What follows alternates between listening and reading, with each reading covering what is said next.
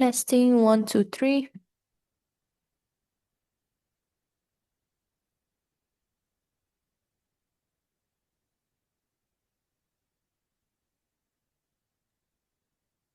I'm able to hear you.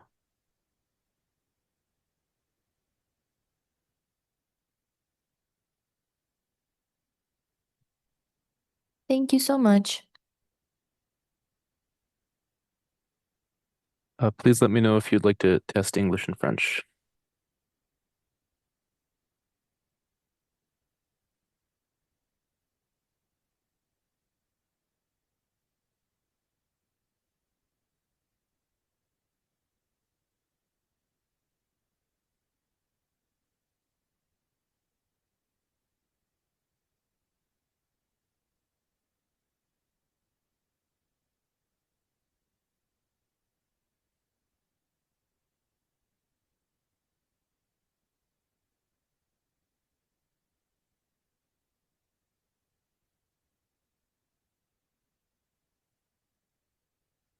If you could please do a 10 count on the English channel, please. Thank you. Okay, 1 second, please.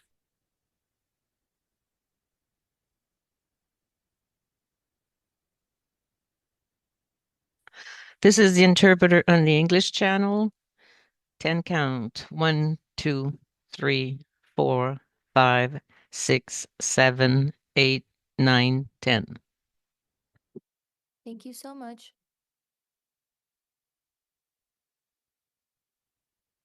And now if we could do a count on the French channel, please. Merci.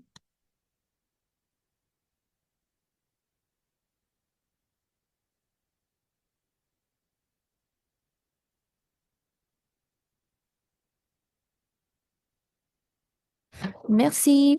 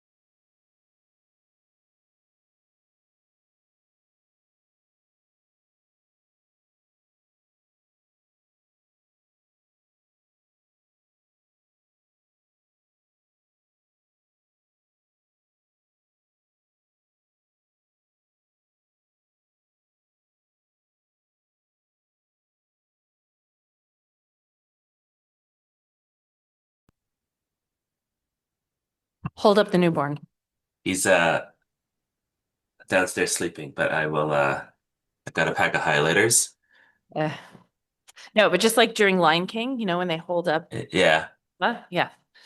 Okay. I will we'll see if he wakes up.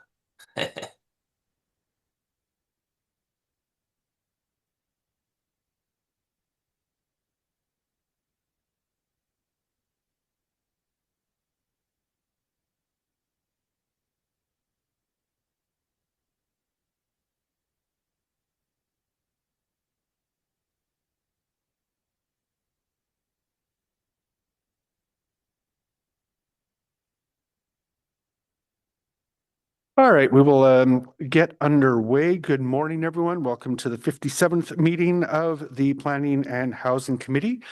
We acknowledge that Ottawa is located on unceded and never surrendered territory of the Algonquin Anishinaabe Nation, whose culture and presence have nurtured and continue to nurture this land.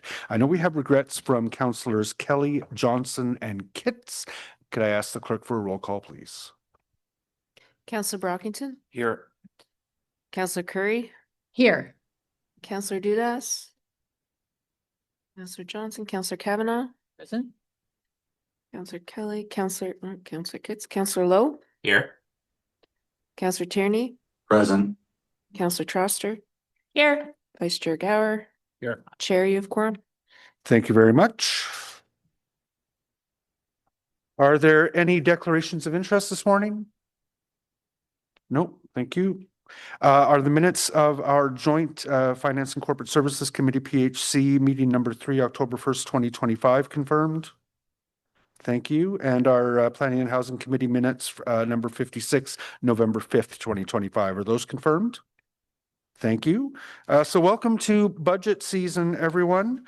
We're the first committee to kick off. Just in terms of how I'm intending to group things for this meeting, we have 3 substantial items on the agenda. What I would like to do is to consider the draft 2026 operating and capital budgets Planning and Housing Committee item with a full presentation from staff, together with the 2025 Affordable Housing Capital Strategy and Update item, for which we are not proposing to get a presentation, but I would invite people to ask questions. I know we have a technical amendment on the budget, and then we'll get the roadmap motion, and then we'll vote on those 2 items. And then we'll proceed to the Build Ottawa 2024 annual report, for which we're going to receive a presentation, the opportunity to pose questions, and then vote on that item before finishing the meeting. So if that's okay with everyone, we can jump into the draft 2026 operating and capital budgets Planning and Housing Committee item to be debated jointly or concurrently with the 2025 Affordable Housing Capital Strategy and Update item. I think there is a technical motion from the Vice Chair. Yes, there is. Whereas the 2026 draft operating and capital budget documents for the Planning and Housing Committee were circulated and published after being tabled at Council on November 12th, which was after the Planning and Housing Committee agenda publication date. And whereas it was discovered that corrections were required in the Planning Committee draft 2026 budget documents tabled with Council specific to planning services user fees, and whereas Finance and Corporate Services has subsequently issued a revised Planning Committee draft 2025 budget on November 18th, which includes the following correction. And there is a table included referencing page 15 and a reference to review of the 3rd and subsequent engineering submissions. Be it further resolved that pursuant to subsection 89.3 of the procedure bylaw, the Planning and Housing Committee approve that the budget documents as revised be added to the agenda of Wednesday, November 19th, 2025. Thank you very much, Vice Chair. We'll get a presentation on the budget. There are 2 public delegations, Valerie Wright with the Council on Aging and Peter Tilley with the Ottawa Mission will speak to us, and then there'll be an opportunity to address questions to staff. So with that, is it added to the agenda? Yeah. Amazing. Is that a motion carried? Carried. Thank you. Over to staff. Thank you, Chair. Good morning, members of committee. The presentation's up. So you can go on to the next slide. So As the chair said, you are the first committee out of the gate, so you get the honorary pleasure of seeing the first committee budget presentation. So you get the first prize there. Today, we'll do a little bit of an overview, high-level overview in terms of what the budget is in this committee, Planning and Housing Committee. I'll talk a little bit about the operating, the capital, some of the efficiencies that's in this budget, and then I'll pass over to my colleagues, Marcia and Debbie, to go through some of the term accounts and the key highlights. So you can go to the next slide. So this format is a new format that we introduced 2 years ago in terms of trying to improve how we report and demonstrate and show the budget. So this overall budget, the gross expenditure is just shy of 100 million at 99.8 million. And what that reflects is roughly a 3.5% increase over 2025 budget. You often hear me say that we do not pro rata allocate a flat proration of the tax target across departments. It's basically done through like a priority type basis. Hence why this one's, you're seeing a growth of 3.5%. Recoveries and allocations, these are where there's work being done in an department that could be charged to a capital project or charged to other areas, other service areas or other committees. We flow those through that recoveries and allocation section. No surprise, a big component of this budget is recovered through revenues, user fees, all the planning fees, building code, et cetera. So this budget is largely funded through user fees. And then you move down to what we refer to like the net requirement. So basically $16 million is the residual amount that we need to fund through other sources outside the user fee regime. Overall, this budget does have 524.86 FTEs. There is no FTE growth in this committee budget for 2026. And then to the next side, a small capital budget, and I'll speak to that a little bit in the next slides, is 24.1 million. And as you recall, new this term is where we've been really trying to break the budget down in terms of how it impacts or how it contributes to climate change. So each of the projects does have some sort of positive impact to climate change, which is further part of the budget documentation. Next slide, please. So overall, you do have 6 or 7 different service areas here. So this is basically breaking down that 99.8 million across the different service areas and in terms of where that money comes from, where it goes. So overall, you can see to the right side of the equation, the breakdown. And again, those details are subsequently in the budget documentation. Next slide. On the capital side, so we do have a 24.1 million, as I mentioned. There's 3 projects. The main project being affordable housing at 23.7 million. And then there's two projects in the planning area, mainly funded through reserves. So the affordable housing capital project is funded through the housing reserve. So we contribute money into that reserve, and then we take that money out and put it to the project. There's two main sources of revenue there. There's a couple of smaller ones, but the 2 main sources is the VUT. So in this budget, we have about 8.25 million of VUT money that's flowing through to this project in 2026. And then the other component is our base. So we have 11 million in base funding. So if you recall back to the 2024 update to the Housing Long Range Financial Plan, we've been continuing to build the base contribution from operating into the housing reserve. So we add $1 million every year to build that base up. So that base is now at 11 million. So that's a steady committed amount going in there. So between the base growth and the VUT, that's the main components of the affordable housing. We do get some funding from sale of lands and those types of things as they occur, but those are really the 2 main sources of steady, predictable funding, if you will. Next slide. As I previously mentioned, the affordable housing is 23.3, and then you have 2 projects in planning. Those are basically, I think it's redevelopment studies and greenfield studies. So that's the total of the 24.1. Next slide. So as I spoke about at budget tabling last week, there is that 44.5 million of efficiencies that's in the total budget for 2026. This is the amount that's in this committee. So there's 213,000 of efficiencies in this committee. 3 items, 5K on discretionary spending. So these are like your travel, office supplies, type of non-discretionary type accounts. It's not priority. Fleet efficiencies. So again, the majority of the fleet cost sits in fleet services.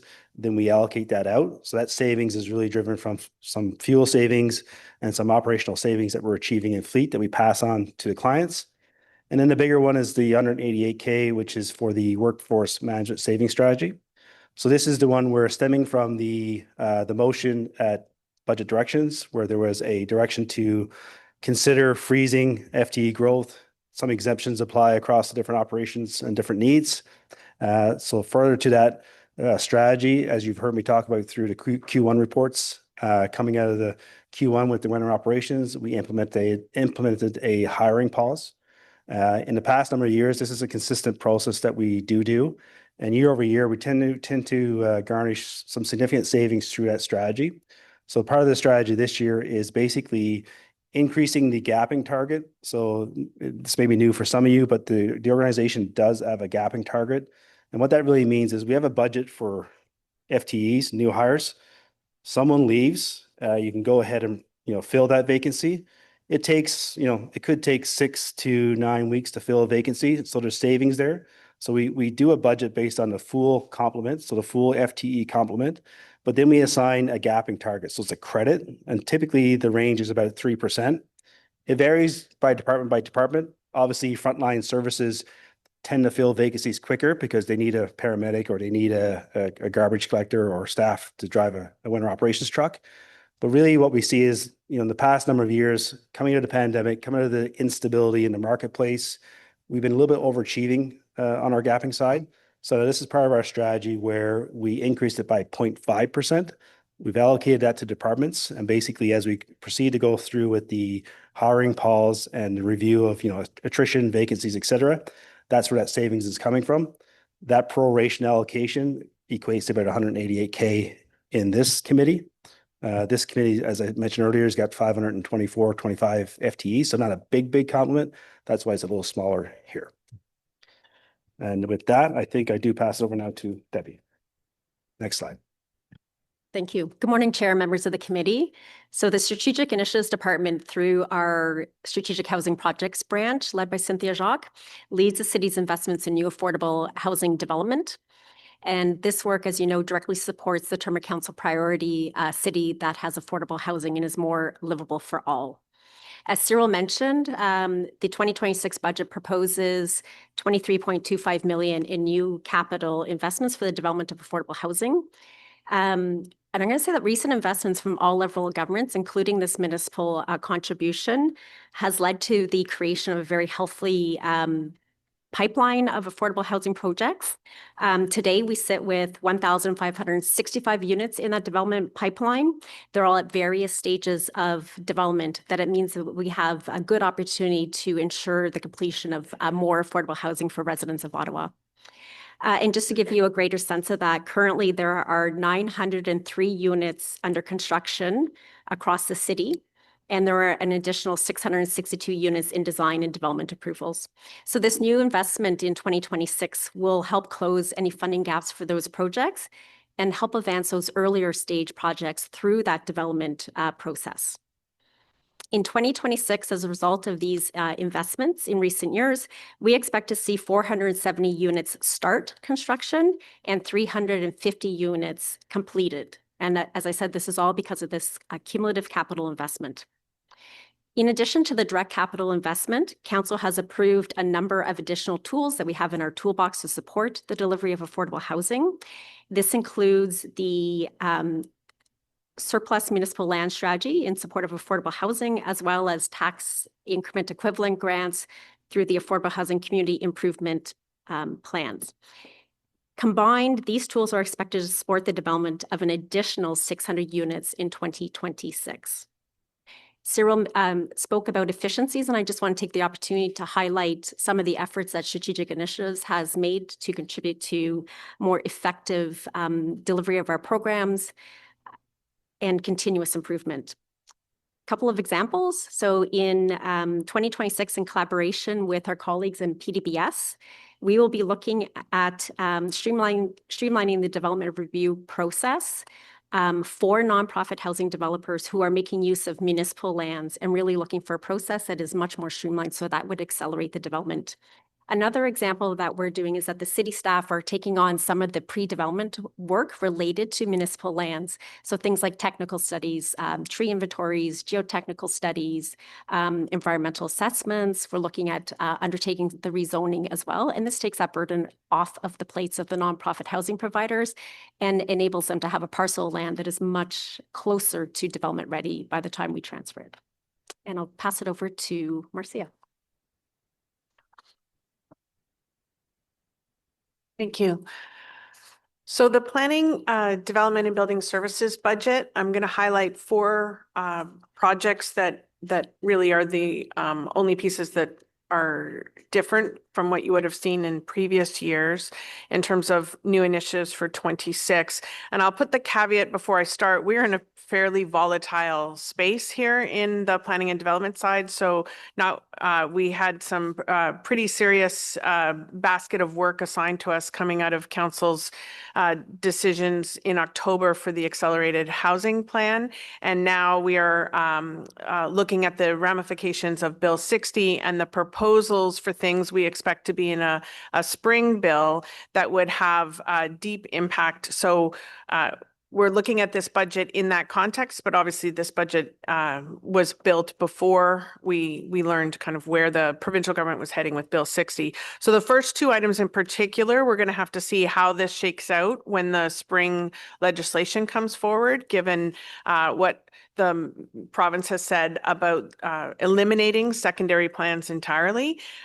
It is staff's position that secondary plans should be maintained, but should be reviewed and considered how we use them in Ottawa in a different way. That was the recommendation that came out of council in October, but what the province is proposing is removing them entirely. So we're suggesting the money remain in the budget because regardless of what happens provincially, we're going to have a lot to address and figure out how to make it work operationally in either case. But the first item here is 420,000 for greenfield study work. So this is future neighborhood expansion areas.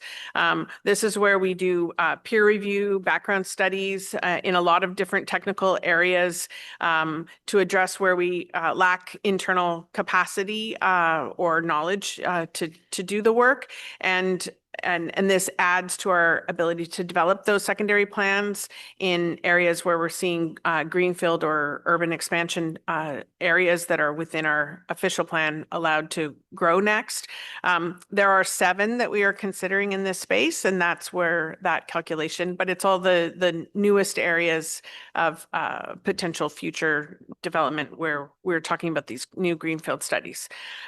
The next area for 444,000 is the redevelopment studies. So similar work, but in those established higher order transit areas or strategic growth areas or reviewing existing secondary plans. And there are 5 concurrent secondary plans that have been discussed at this committee that we are looking at working on in this budget. So we, again, this money is to support consultants to help us in that work. And also combined here, these 2 items allow us to make sure we have the staffing we need to manage what has now become an exceedingly complex area of policy, given the direction from council and the intended direction of the province until that's finalized.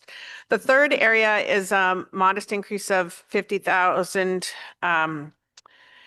related to heritage property. And this is the grant program that was approved in September of 2024 by council. You may recall that this is what added a large building stream for grants up to 700 or 75K, as well as an ability to address a very oversubscribed program. So this is moving our total to 450K annually that would be provided under this grant program.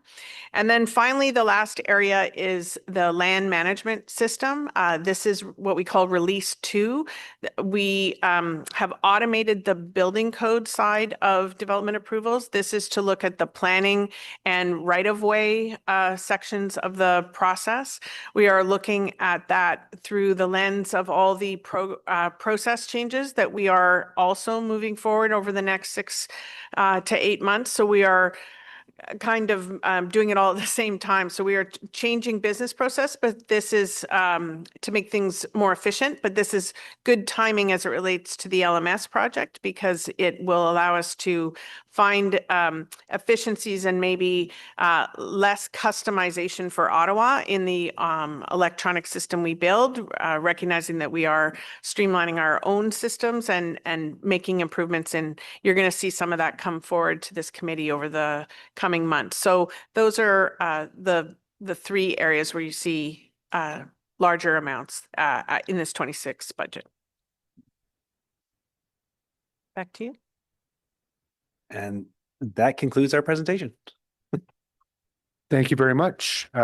We do have 2 delegations with respect to the budget. The first will be Valerie Wright with the Council on Aging. I don't know if Valerie is, oh, yeah.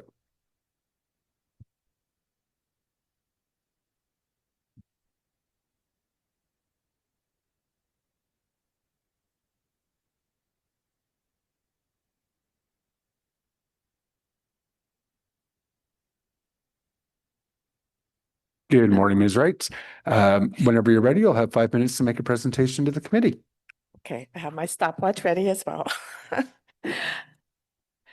Okay, good morning, everyone, and thank you for allowing us to be here. My name is Valerie Wright, and I'm the co-chair of the Age-Friendly Housing Committee at the Council of Aging. The COA is a planning and advocacy organization that has represented the voice of older adults for about 50 years. We first met with this committee 4 years ago when we responded to the City of Ottawa's official plan. We asked the question, where will I age? Not only in place, but in community, remaining as independent as possible. It's a challenging question that many of us are still facing. Older adults, 65 and older, now comprise 18% of the population, and we are anticipated to be 25% in 2035. We are the largest, fastest growing age group, and we are going to be approximately 200,000 people in Ottawa. In the current housing crisis, there are many people who are finding it difficult to find an affordable place to live. This is amplified for older adults, many of whom are on fixed incomes. Older adults want to stay in their homes as long as possible and out of institutionalized settings. There is a gap of choice in Ottawa of appropriate and affordable housing options for both low and moderate income earners between living at home and long-term care. There are few supportive housing options for seniors other than expensive retirement homes, which are unaffordable for many. Older adults have unique needs, and in order to remain independent, they need accessible homes with easy access to transportation, to community and health services. These services need to address health challenges, mobility issues, social isolation, and mild cognitive changes, among others. There are also very few rental options for those who would like to downsize from their single-family homes. And sadly, in Ottawa's recent point-in-time count, fully 24% of unhoused were older adults. Although a significant number of older adults currently seem to be appropriately housed, older adults are living longer and their needs change as they age. At the Council of Aging, we are very encouraged and support the important and tireless work being done to address the housing crisis, including the Housing Innovation Task Force, the Housing Plan, the new Building Code Services Online Customer Portable, and the 10-year Housing and Homelessness Plan. We also commend the city's decision to invest more than $100 million in affordable housing, to unlock public lands for affordable housing, and to reduce administrative costs and improve timelines. We are also excited about the budget's $7.45 million reserved for pre-development funding to address unforeseen project needs and support early stage work on strategically prioritized initiatives that could address the housing needs of older adults. But progress seems to have slowed with the expansion of older adult developments, especially in the supportive housing sector, including Elwood, St. Patrick's Home, and Reno Nonprofit. We are also concerned about the lack of priority given to older adults in large-scale housing developments such as Confederation Heights, the Breton Flats, and the Kilbourne site. The Council on Aging calls on the City of Ottawa to address the following specific age-friendly housing needs. 1, invest in affordable, purpose-built rental and supportive housing in walkable, connected neighborhoods with easy access to transportation. The challenge, rent needs should cost less than 30% of before-tax income. 2, encourage and invest in innovative building models that incorporate age-friendly design. With the availability of federal lands and the recent commitment by the federal government's Build Canada Homes initiative, now is a good time. And 3, incorporate the principles of universal design in all new builds and in 20% of all retrofits. Universal design ensures that homes are accessible.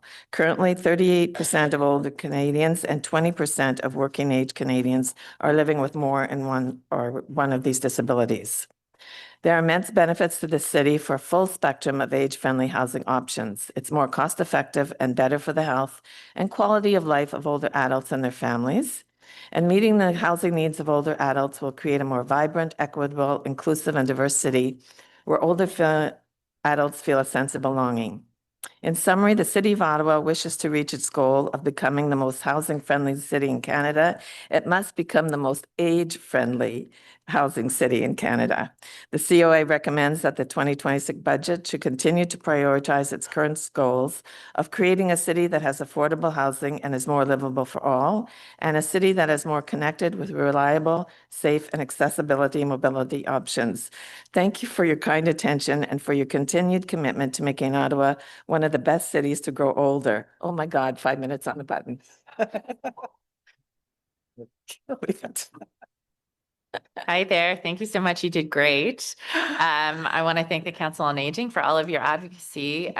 So I represent Somerset Ward, which is one of the wards with the highest rates of poverty, and we are seeing a lot of evictions, specifically of senior women. And as you may know, right now we are losing 31 affordable apartments for everyone that we build. So I'm just curious to hear from you if that's something you're hearing about, whether you think this budget will address that, and what additional tools you think might be helpful to help older adults stay in their homes. Well, we are big on renovictions. We didn't think that this applied to this particular forum on housing, but we have made progress on that, working with you exactly. And we've also met with Catherine McKinney to see what we can do at the provincial level. We are moving more. We understand the limited revenue for housing in the city, and we are moving to a provincial platform and trying to advocate more at the provincial level for more financial support for the City of Ottawa. But older adults, I think, need more home care supports, which is also a provincial, but to have more health hubs. We're excited about NORCs that are happening in the city. And these developments at St. Patrick's and Elwood, where it's more of a co-living, a more supportive housing space, because to put all adults in 50 to 100 years old, my needs at 70-year-old, I'm still pretty independent. I'd like to downsize. I'd like to find a NORC or a supportive housing unit to go to that is affordable, but an 80-year-old or a 90-year-old is going to require different needs. So the tough part about our job is we're advocating for a wide age range. I don't know if I answered your question. No, that's really helpful. And just one more question I have, because I know that there's some issues in my ward when Ottawa Community Housing merged with provincial housing agencies 25 years ago. There previously used to be senior-specific community housing, and then it was sort of all blended. I see Teresa nodding her head. And at the time, income supports were meeting the needs of seniors, so less of them were needing to be in affordable housing. And now here we are, and we have a massive affordability crisis. And so what is your feeling about senior-specific affordable housing? Do you think that the city should be moving forward on that more broadly, or do you think mixed communities are better when we're making our capital and our planning for our future needs for an aging population? Actually, it's difficult because we are a diverse city, and like I said, we all have unique needs. I know that some, especially older adults, I would say 80 or 90 or older, feel safer in an older adult community. But there's many of us that I just don't want to go there. I want to be with the rest of society and engage as I grow older with the many different age groups. So I think there needs to be both, and at different stages, people require different housing needs. It's a tough challenge. Yeah, it is. Thank you so much for being here. I appreciate your advocacy. Thank you, Councillor Troster. Councillor Kavanaugh? Yes, thank you very much for being here representing Council on Aging, who is an excellent partner with the city, and we'll be working closely with you with the Council on Aging. We have the older adult report, and there's lots to do on the city, and housing is a big topic. I was recently attending the hunger report, and it was kind of shocking to find out that 19% of the recipients were seniors. And this is about people that can't afford their rent anymore and are looking to food banks. So obviously there is an issue. We have to have affordable housing for sure. They're the one group that gets basic income, ironically, but it's obviously not enough. Kind of jumping because this is the budget conversation, but we're having a discussion on affordable housing coming up on the agenda. And I think this kind of fits in that we have to look at what's happening with seniors and move forward. So I just wanted your comments on the fact that there's a lot of seniors out there that are just not making ends meet. Well, I think the very scary part is how much their income is not keeping up with inflation. When I retired, okay, everybody, I get $50,000 a year as a pension. Right now, luckily, I have my house and other investments.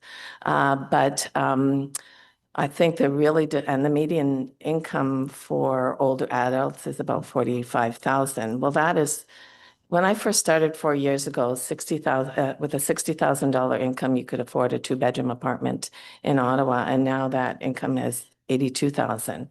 There's a lot of older adults that are really worried about they're paying more than 50% of their income on rental, and then you have to decide. And our health system is not entirely free. We have higher health costs in terms of our increasing health issues, and then food insecurity. And they're showing also how many more older adults are going to food banks for food. So I think you guys, I loved your presentation. I think you're doing everything that you can do for affordable housing, but just keep looking and doing as much as you can, because healthy older adults can contribute to their community. Unhealthy adults will appear in emergency rooms, blah, blah, blah, blah, blah, blah, blah, blah. Like, it is an issue. Thank you very much. I don't know if I answered your question. I tend to go on. We'll be working closely with Council on Aging and looking at it. And I know Ottawa Community Housing is with 22 buildings specifically for seniors, and the growth is there. Yeah. And there's major waiting lists just for those buildings.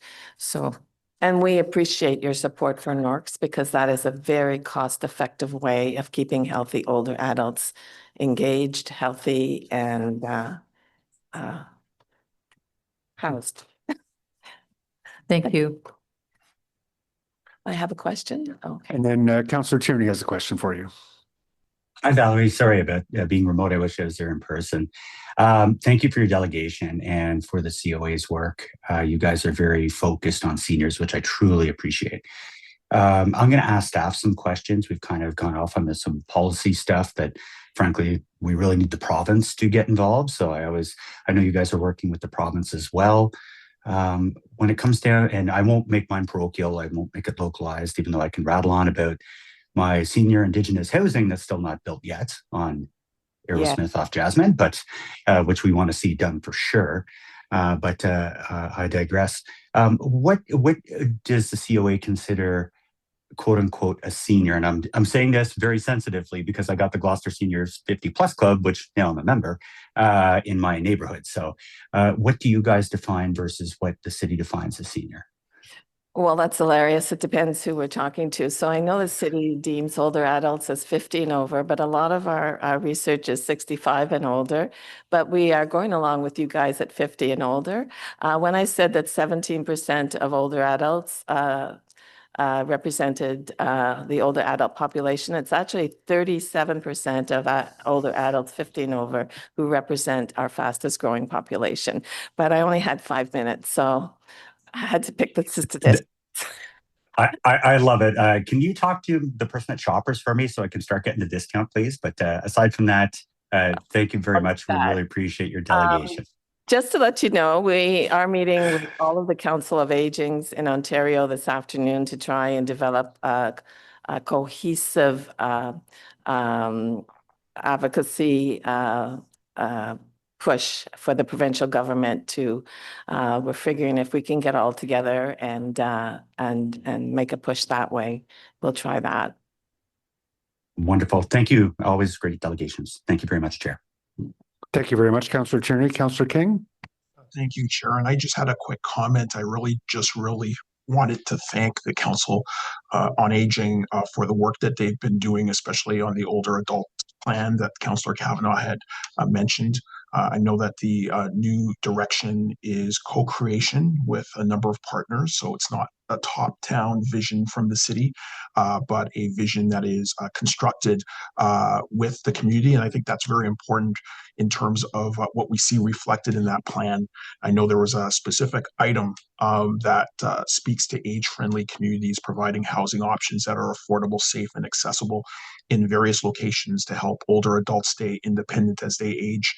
And I know that that vision was definitely articulated from the community, and that's championed by the council. So I really appreciate that work.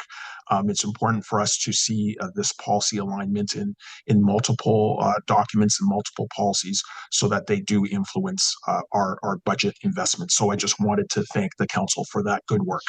Thank you, Chair.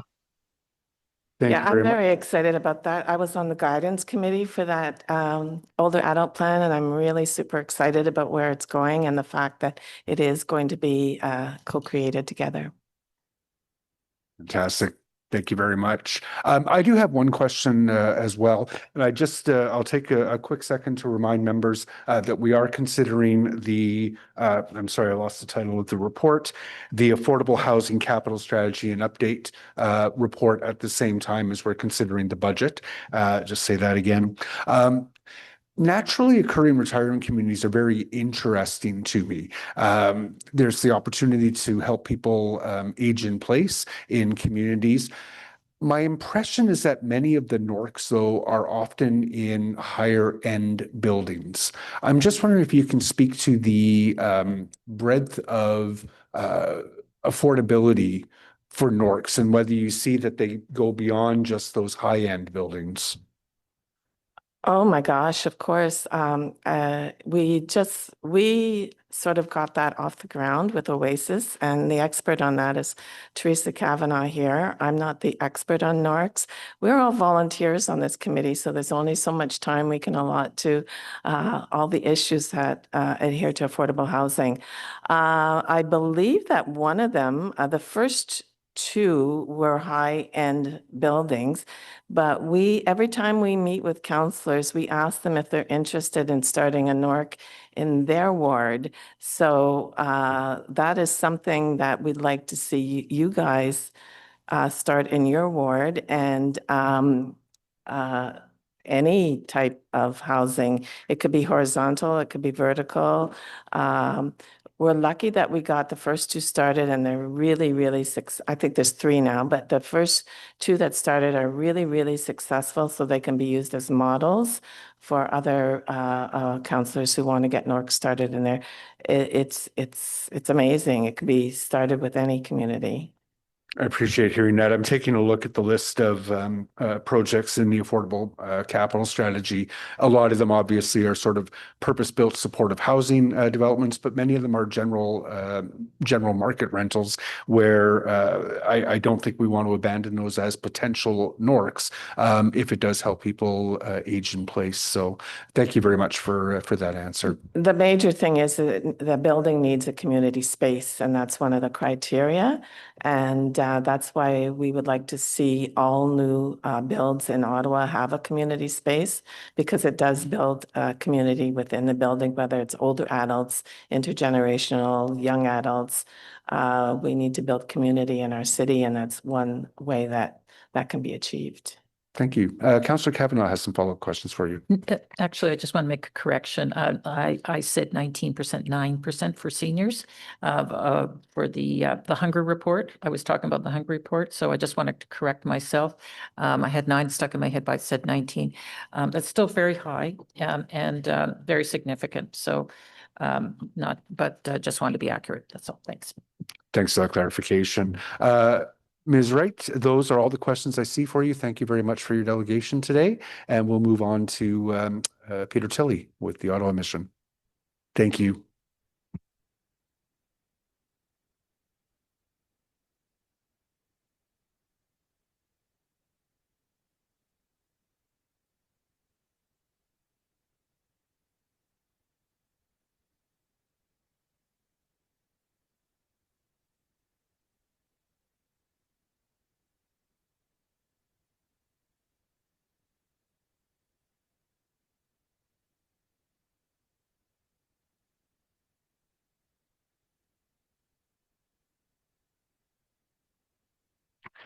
Mr. Tilley, we're always glad to see you. Whenever you're ready, you have 5 minutes to make a presentation. Well, good morning. I think you councillors, correct me if I'm wrong, we got rid of that red light thing too, right? The province did, because I sort of got stuck in the left turning lane on Laurier on my way over here. So there's no more red light fines either, right? Bonjour, good morning, councillors and city staff. Thank you again for the opportunity to speak to you this morning concerning the city's 2026 draft budget. We certainly at the Ottawa Mission value our partnership, and it is that with the City of Ottawa, as we all work together to meet the needs of the city's most vulnerable community members. We also appreciate that the City of Ottawa often finds itself in a very difficult position at this time of year. Unlike upper levels of government, we cannot run a deficit. I wanted to start by applauding the City of Ottawa again for its integrated transition to housing strategy, which has involved the opening of the 2 newcomer reception centers on Queen Street and St. Joseph Boulevard. It was a definite need in this city, and it eased the overcapacity issues we were dealing with at the Ottawa Mission, as we brought to your attention over the last 2 years. In fact, as early as June 2024, we were still at 46% of the people under our roof were identified as newcomers, asylum seekers, or refugees. That number is now down to 8% in September and 8% again in October. So it's had a huge impact on our ability to deliver services. Of course, we're still at full capacity with mats going down on the chapel room floor. And last night we had 44 people sleeping in that waiting area of ours in plastic chairs or on the floor. And it's not even minus 20 yet. On a similar note, I also wanted to point out what a pleasure it was to attend last month's Mosaic Ottawa open house at 811 Gladstone to witness how affordable housing with wraparound supports can be built successfully for the vulnerable members of our community when we see organizations like Ottawa Community Housing, Gignal Housing, Ottawa Salis, and Options Housing get together to work on a project like that. So great job on pulling that together. As we at the Ottawa Mission look to the future, we do have some concerns, of course, with the 2026 budget. Ottawa City Council declared a homelessness emergency, as some of you recall, almost 6 years ago. Since then, the number of people who are homeless, according to the 2024 pit count, has reached catastrophic levels of 3,000 people, 500 of whom identified as living on the streets or in encampments. We applaud the city's recent pledge to end youth homelessness, by 2030, since we know that being homeless when young can often mean a greater risk of homelessness later in life. But I remind you that it addresses a relatively small number of the 3,000 people who are currently homeless in our city. We need to address chronic homelessness amongst those who are 18 or older. While there's been a nominal increase to the capital budget from last year up to 23.25 million, as we just saw, a reminder that 2 years ago, that budget was at $30 million for new affordable and supportive housing units. And we'd encourage you to please consider getting that up to that. We need affordable housing units in this city to help alleviate our pressures. As I noted before, the Community and Social Services, as I noted to the CSC last month, it costs us $91 per person per night to provide the essential emergency services, the beds, the meals, the frontline intervention, clothing, etc., for those people who come in under our roof. And the block funding arrangement we have with the city amounts to $52 per person per night. In speaking with my shelter peers in Toronto, when I was down to visit some of the shelters there last year, they're receiving $123 per person per night from the City of Toronto. So it'd be most helpful if we could, as a city, collectively speak to the provincial government to address these inadequacies. Because a reminder too that all those other wraparound services that we provide through our for our homelessness continuum of care to move people permanently out of the shelter system, that's done with our donor dollars. As the city's 2024 housing needs assessment reported, if additional funding isn't put into building homes, shelters, and transitional housing, homelessness in Ottawa could increase by 58% over the next decade. So we say that at the Ottawa Mission, we're more than a shelter. In fact, most of our 27 distinct programs are funded by our donors, which enable us last year to move 270 clients out of the shelter and into permanent housing. That was in 1 year, 270 people, thanks to our housing workers, many of whom you pay, diversion workers, and our veterans caseworker that you, the city, cover. I think we all agree that we'd like to see far less people staying in homeless shelters and more people living in safe, appropriate, and affordable housing, but it looks like we've got a few steps to go through to get there. So until that day, when we do, I hope that city staff and council will keep in mind the financial pressures that organizations like the Ottawa Mission are under in order to just provide the emergency essential services for those who need it most. Thank you again for the opportunity to speak, and I'm open to any questions you may have.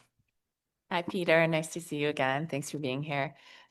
So first of all, that's really great to hear that the refugee reception strategy has made such a big difference in terms of the balance of people you're seeing at the mission. And my community welcome folks on Queen Street. And I just have to say, in case these facilities are being planned in anyone else's community, I've literally had 0 complaints. It's gone exceptionally well. So congratulations to city staff. So as you know, our inflow is enormous, being one of the big cities on this side of the country. And I'm just curious to hear from you, where are people coming from generally when they come to the mission? Because it just, you know, we're building and we're doing everything we can, and it's really difficult to keep up with the flow. And Ottawa's been one of the cities that has said, we will accept anyone. We will not let anyone sleep on the street, but we do have a massive inflow, people being put on buses from other communities. And I'm just wondering, where are people coming from what you're seeing?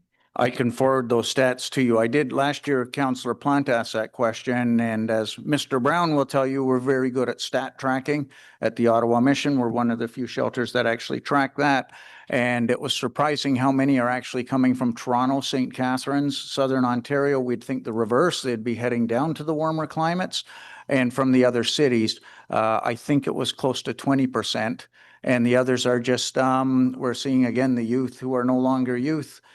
People are on the streets, the people are suffering from the drug crisis, certainly many with the mental health issues, but I will get that number for you and send that on to you, Councillor Troster. We do track that number, but I agree with you. It's as many people as we house and divert, and we do have a diversion worker, thank you, paid for from the city. And I was talking recently about the process with explaining that to somebody who was visiting from another city. Our frontline staff immediately interview that night anybody who walks in our door, and if we feel they shouldn't be there, they will meet the next day with our diversion worker to move them on. And that diversion worker, thank you, came from the city a few years ago. And hopefully into that. But if they need mental health supports, they're in high distress that way, or if they need addiction supports, we have those programs as well too. But I can get back to you on the numbers. It's just overwhelming that as many as we move out, twice as many are moving in. Yeah. It's just such a dichotomy. Yeah, thank you. And I really think that's potentially an area for provincial advocacy, because if we have a massive inflow from a bigger city that presumably has more resources, that's a real problem. And I don't want anyone to freeze outside, but the constant inflows. So I thank you for telling us about the diversion work. That's super important. Thank you for all the work that you do in the community. Are there any investments that you'd like to see that aren't in this year's budget that you think would help with what you're dealing with at the mission? I mean, obviously, more money is always better, but could the city be doing more with this budget? Well, again, our donors are making up what I would call the discrepancy or disparity in funding for the basic essential needs. So that's the old 3 hots and a cot, but it extends so much far beyond that. Our addictions program is abstinence focused. It's not funded by the province. It's funded by our donors. We also do harm reduction, of course. You have to in this time. Our mental health supports, we bring in mental health support workers from the CMHA and the Royal. That's contracted supports that our donors pay for. So we learned years ago, shortly after I took over, we have to meet the people where they're at. Giving somebody a ticket to go to Bank Street or MacArthur Road to get the services they need. Oh, surprise, didn't show up. So we have mental health support workers come in full-time and work with people. We also now have a mobile clinical support worker who goes out contracted from the Royal to meet with people who we've placed into housing who are now in distress, whether they're not paying their rent, they've had a mental health or addiction relapse, or a situation where they're about to be displaced. We have a high-level person who can go deal with those situations, a therapist, a clinical therapist, partnered with the Royal, that we came up with that position to keep people housed. So we're doing all these things, and our donors have been good that way. To answer your question, and I'm off on a tangent, sorry, I keep talking about that food truck. We heard the Council on Aging talking about the needs of seniors in residence. That was a pandemic response, and the pandemic ended. By then, we had raised the $270,000 it cost per truck to purchase the 2 trucks that are out there serving 41 communities, many of them, as you know, Councillor Troster, in your ward, in Councillor King's ward, and some of the other ward, to Councillor Kavanaugh's ward, we go to Regina Towers. But when you actually go out to the trucks, you see the lineups. You will see seniors, people with walkers, and people with wheelchairs. We're feeding over 10,000 people per week at those 41 stops, and that's all funded by the Ottawa Mission. We've paid for the trucks, but our operating costs, they were hitting $1 million, but Chef Rick, he's a marvel. He trimmed the budget, and without taking away service, by doing things like our grocer project that we're getting produce in from, we're able to cut our costs. So we're down to just under $900,000 a year to run that program solely on Ottawa Mission funding. If there ever was a way, it's maybe more for the CSC, but that truck is keeping people housed. It's keeping people from going to the food bank additional times, and it's a marvel. But our board decided last year, and they decided again this year, as long as we have the resources. But Kale has seen our budget. We're in an $819,000 deficit budget this year, and right now, 6 months in, our fiscal starts May 1st, we're on track. We usually hope by this time that we'll be ahead, and hey, we're only going to hit minus 400, or we're going to break even because our donors are great. We know the city funding is stable. We know the provincial funding for our hospice and primary care clinic is stable. But that Canada Post strike during our Thanksgiving campaign did not help. And if they go again at Christmas, it's going to smack us hard as well, too. So any funding the city could ever come up for, and I think it's a fit because we're going to city, Ottawa, half our stops are Ottawa community housing buildings. it would be a great help for us to go back to the board and say we have sustainability. The city's putting in 350,000 or whatever towards the food truck annually. It's hard to cut off the mission, but I'll just Stick bring to this back to the capital But budget. yes, I do appreciate that. And there's so many people that are hungry in our city. One more question. You may have seen the report that came from the city's auditor general a few months ago about supportive housing and the fact that people in the worst shape are consistently getting passed up for housing because the supports aren't there. I'm just wondering what you're seeing in your shelter with folks that are hard to place. Are you finding housing for them? Where are they ending up? Because those are the folks that are frankly often causing the most social disorder because they're super unwell. And I know often your shelter or Shepherds of Good Hope are the places where they end up. What are you seeing? Are you able to find them a place to go, or are they just staying in shelter indefinitely or on the street? It's a great question. And I read the Auditor General's report in detail. I also know Nick Falvo, the author who contributed to that. He recently toured the mission. I think a couple of challenges, those with moderate to high acuity needs definitely need wraparound supports. Councillor Leeper is aware of just one individual and the chaos that person caused at 199 Holland when he relapsed in one of our buildings, and we just had OPS and the city councilor on calls with the local residents. One individual who was placed with high, and I've talked to some of the Ottawa community housing sector leaders there, and they talk about how just one tenant who was placed before their time can cause such disruption or relapse. So that is always going to be a challenge without the wraparound supports. And we think that falls on the province to come forward. Mental health issues like that should be provincially funded, but they're pulling the supports away, not adding to them. So that creates a challenge. We focus on the low to moderate acuity people, so we place them well and not often. We work with our addictions program to get them well, our mental health support workers, as I mentioned, and that's why we have such a high success rate of those we place remaining placed and not causing seldom causing disruption in the communities. But the challenge with that's why I say that build at 811 Gladstone is great, is that one of the challenges is without the mental health wraparound supports, it can really put a burden on the community and the landowner, the developer. Thank you. I appreciate it. Thank you very much, Councillor Troster. Councillor Kavanagh. Thank you, Peter, for everything you do every day. It's amazing work and very much appreciated. And I'm glad you gave the breakdown of the support from the city, and that's something we'll have to look at. This is the planning budget right now we're talking about. So not to be siloed, but we will have to look at that for community services and in the future. But what we really want, and I know this is what you want, we want people to be housed, and that's our real goal. And I appreciate your being a participant in the Bumblebee announcement. And for those who don't know what Bumblebee is, it's about supportive housing, and Ottawa Community Housing is working with partners such as you and Salus and Options Housing and others to look at what you were just talking about, how housing, this is part of the, where we have to blend things together. It's housing, but it's with supports, and we need the agencies. We also need the funding. So this is the complexity of our budgets that right now we're talking about the budget for planning and how we're moving forward overall. And we're going to talk about affordable housing next. But I just wanted to thank you for your participation, and the whole, the whole community is pulling together and trying to get this done, because we need more units for sure.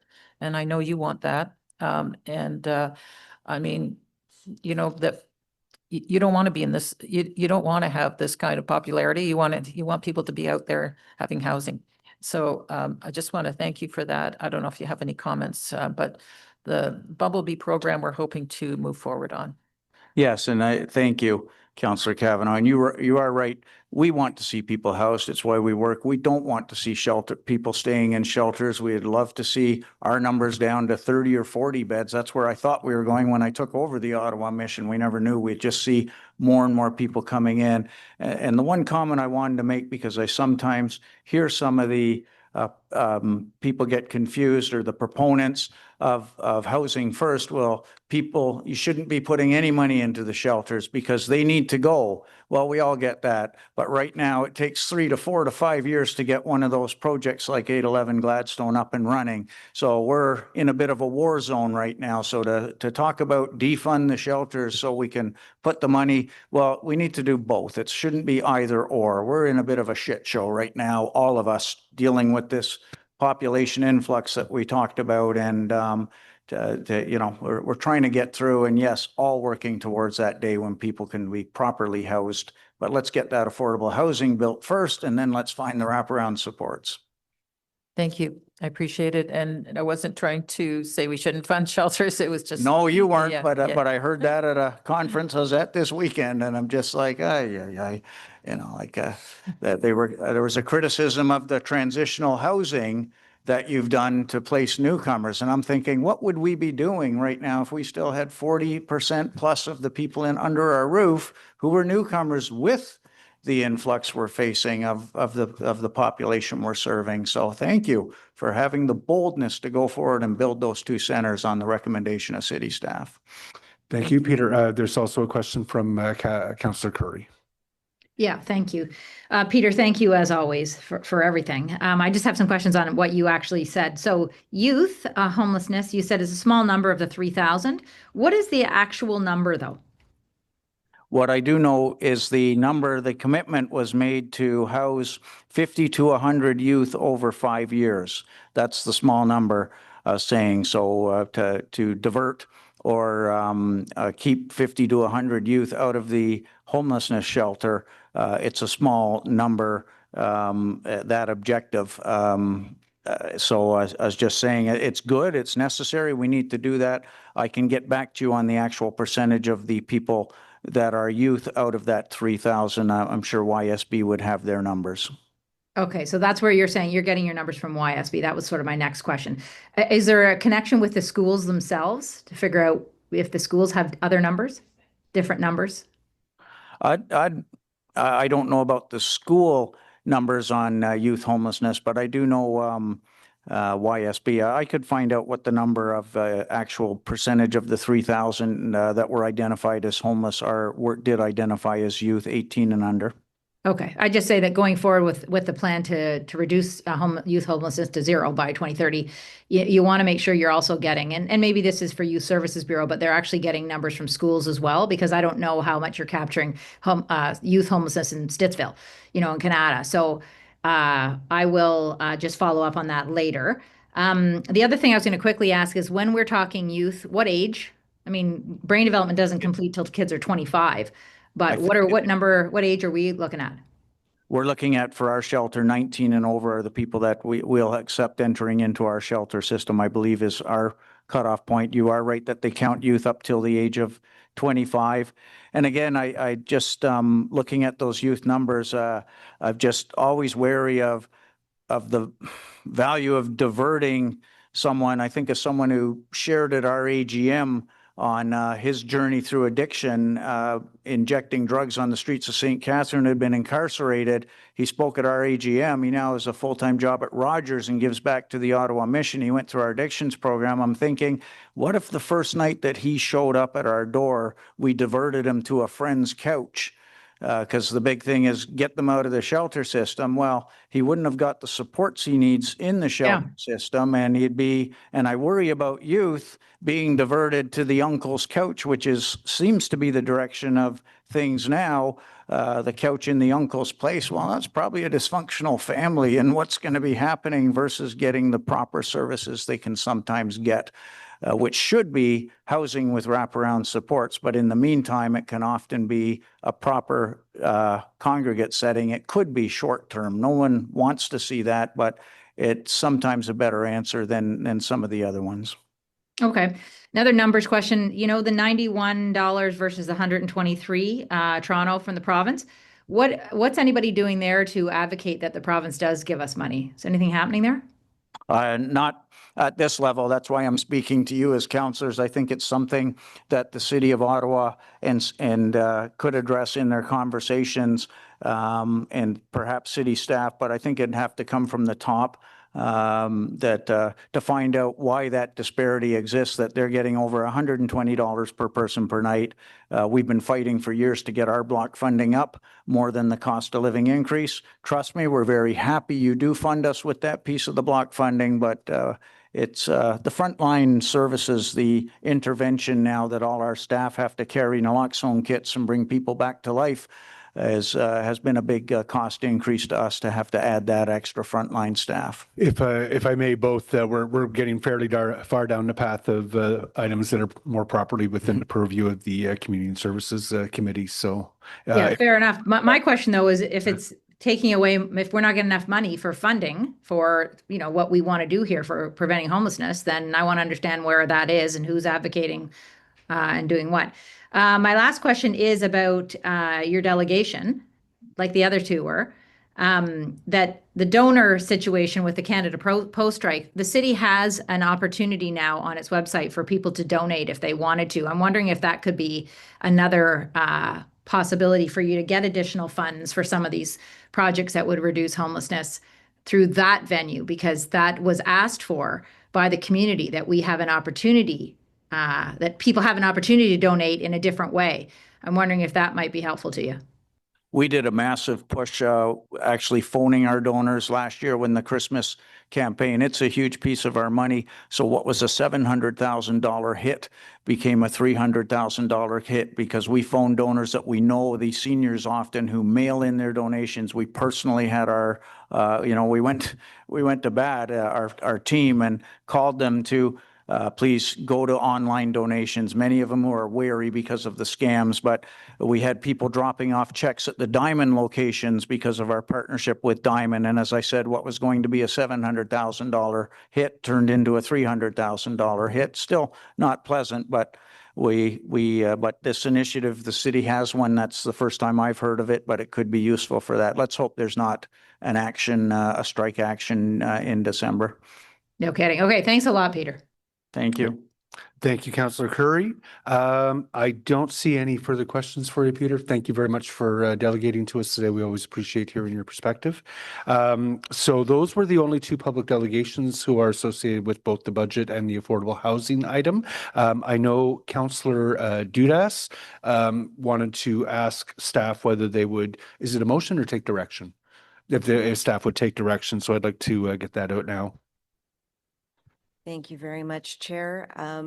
So the direction reads that in assessing the potential of land within park and ride sites to be utilized for affordable housing, staff are directed to seek to preserve, where feasible, existing park and ride parking capacity and to maintain transit access and commuter parking to support current and future ridership.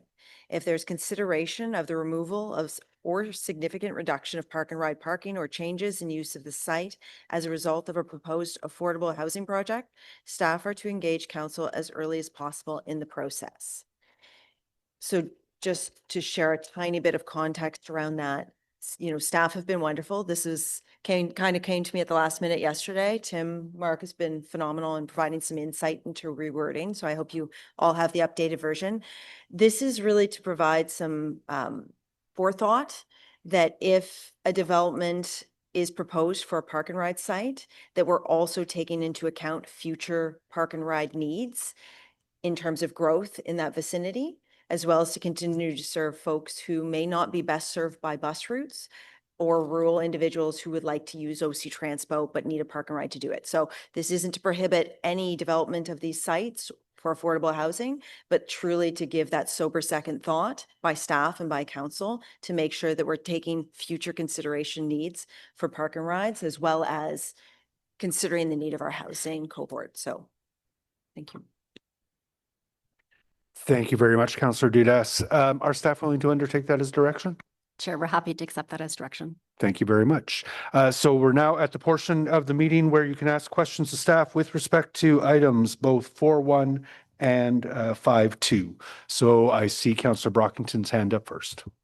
Thank you, Chair, and thank you to staff for the presentation on this portion of the budget. I don't have many concerns with this department's budget, draft budget that's before us.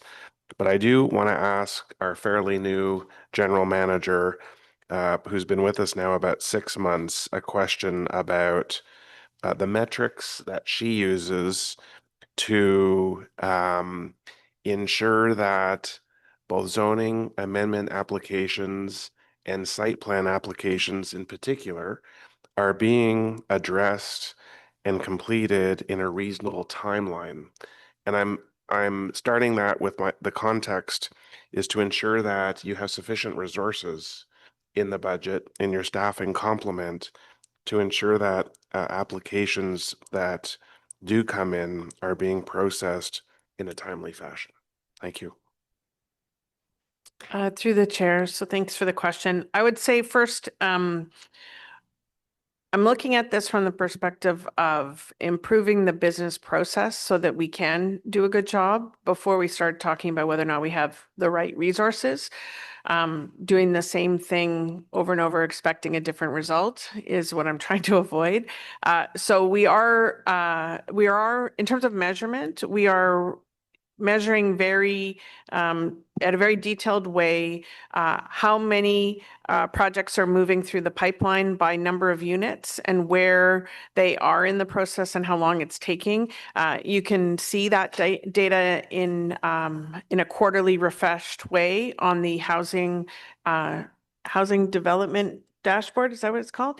And so that is one source for counselors and the public to see what we are tracking, but it gives you an overview in terms of how things are moving through the pipeline. I would say that the changes that were approved by council as part of the housing acceleration plan are making a very substantive and immediate difference in key areas. Just to give one example, the progress we're making with our legal counterparts on agreements. We've now reached a balance between, so the auditor came and spoke about how her report identified that we were too slow on agreements, and that was part of the delay in the process. We are now, after about 2 or 3 months of consolidated work on this, we are now pretty much at balance, that we have as many agreements with staff as we do with the proponent, waiting for them to sign them. So we have sort of regained some equilibrium, and we're quickly moving to exceed those numbers going forward. But we're looking at that all through both upstream and downstream in the permitting process. You're going to see a report coming to council or to the joint ARAC PHC meeting on December 17th, along with zoning. We're going to bring forward a report talking about the requirements for an application and the process by which we determine an application is complete, so we can get to the processing period and avoid some duplication. This is supported by a lot of staff work in terms of where should we be putting our effort and at what point in the process. So I think that we have, from a measurement perspective, we have a really good sense of the process, the pipeline, and where things sit as we watch the quarter by quarter changes. But we're also making some pretty substantive changes to the process itself, which should simplify the work and make it easier to get to the outcomes.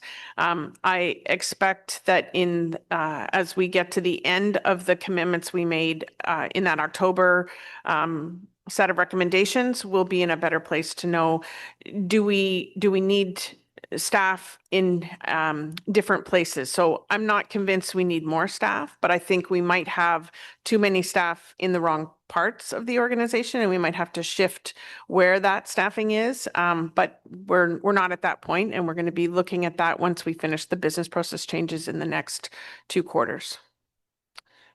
That is an excellent answer and music to my ears, because I think one of the many advantages that you bring to your position is that you're from outside the city of Ottawa, and you're able to look at what we're doing well and what we're doing that can be improved. It will take some time, as you say, to measure once new ways of doing things have been implemented to see if they're most effective.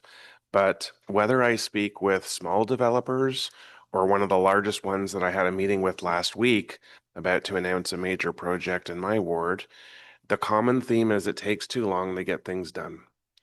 I think we have really good people in the planning department, but I don't know the inner workings like you do and like your senior staff do, and what can be done to improve the efficiency of various application processes. I simply don't know. That's why I look to you. So I appreciate that answer. That's certainly my main focus. Going into this budget chair was to make sure that the department has sufficient resources to do what they need to do. And if I think I've heard the GM correctly, her answer is she does. So thank you. Thank you so much. So I have questions on both the operating capital budgets and the affordable housing allocations, but so I may have to go back on the list. Under the operating capital budgets, how many projects or how many units do we currently have unfunded in the pipeline in terms of affordable housing? So all of the units that are in the pipeline, so the 1,565 would have had some form of funding allocated to them. So that would be at minimum some pre-development funding so they can start the conceptual planning.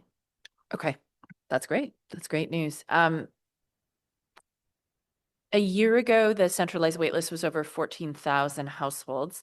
Even assuming that number didn't grow, how long would it take the city to meet that need? You know, will we ever meet that need? What's the plan, essentially? What level of investment would be needed to get there? I know, I see your face, but I had to ask. Through the chair, thank you for the question, Councillor Troster. I think that that's a really excellent question and very difficult to answer. I mean, we are doing very well this term of council. So we're on target or on track to complete over 1,000 units this term of council, which is like almost 2.5 times more than the last term of council. But that takes us to 1,000 units within this term of council. So it would require, to eliminate that wait list, would require significant investments. And honestly, I don't know that the federal, provincial, municipal governments combined have the funding to address that. And so in addition to the capital investments, we do try to look at what are some other creative ways or innovative ways that we can help bring more housing to people and to help stretch dollars a little further. Some of these new approaches are emerging. And so we look to see how we can potentially pilot them and leverage our dollars to help them go further.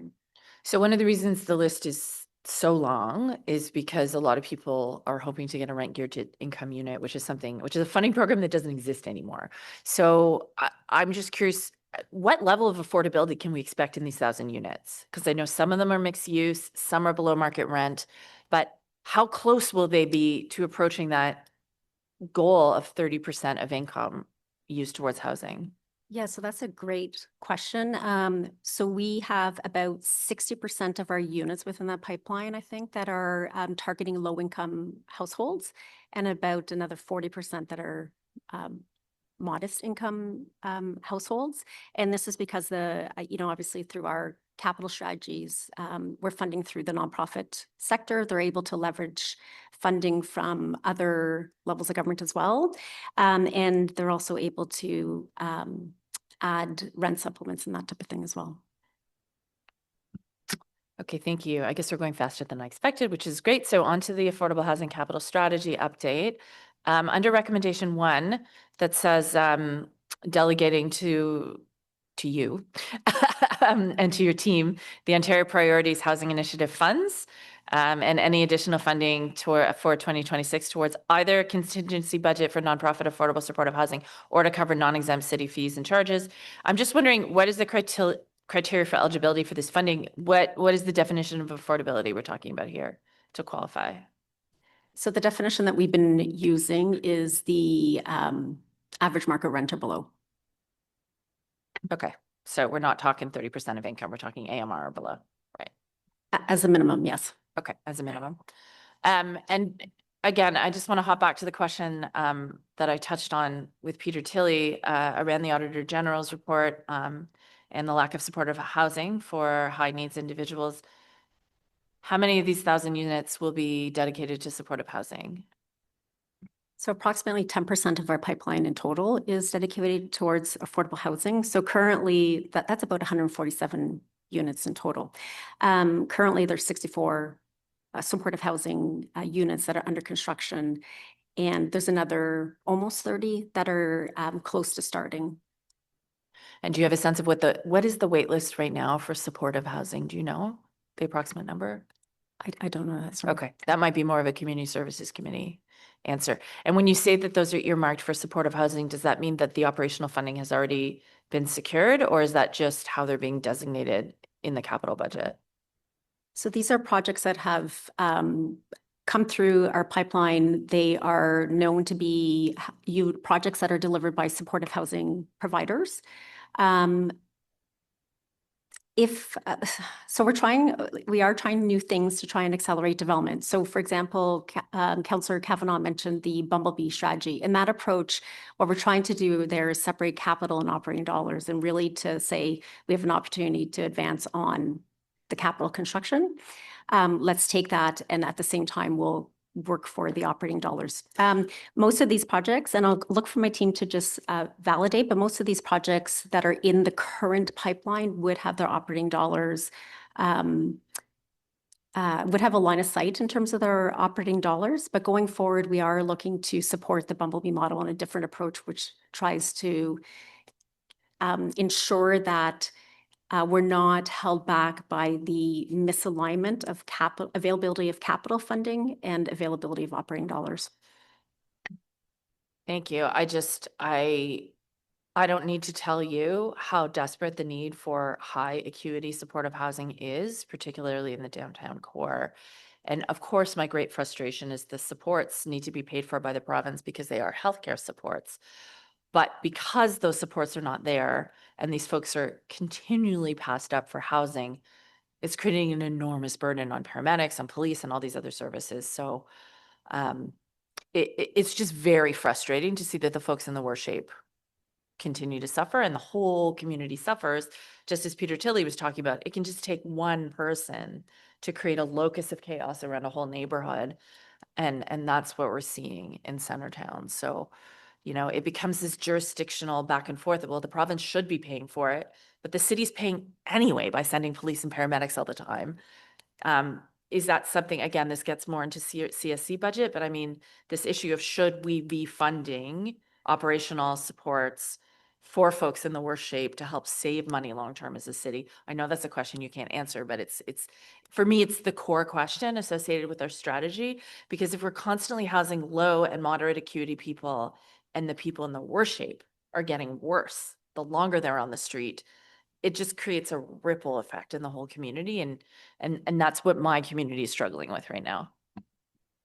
So I agree that that's a question that's best for the Community and Social Services Committee. From our perspective, what we're trying to do is really accelerate the development of the new supportive housing. We know we need to increase the availability of homes. Okay, thank you. I have 1 minute left, so we'll just get it all in one question. Just on the piece, the mention of the 1010 Somerset development, because it is in the capital strategy, it talks about the RFP for the park. So I'm just wondering where we're at with that process. Has someone been selected for that piece?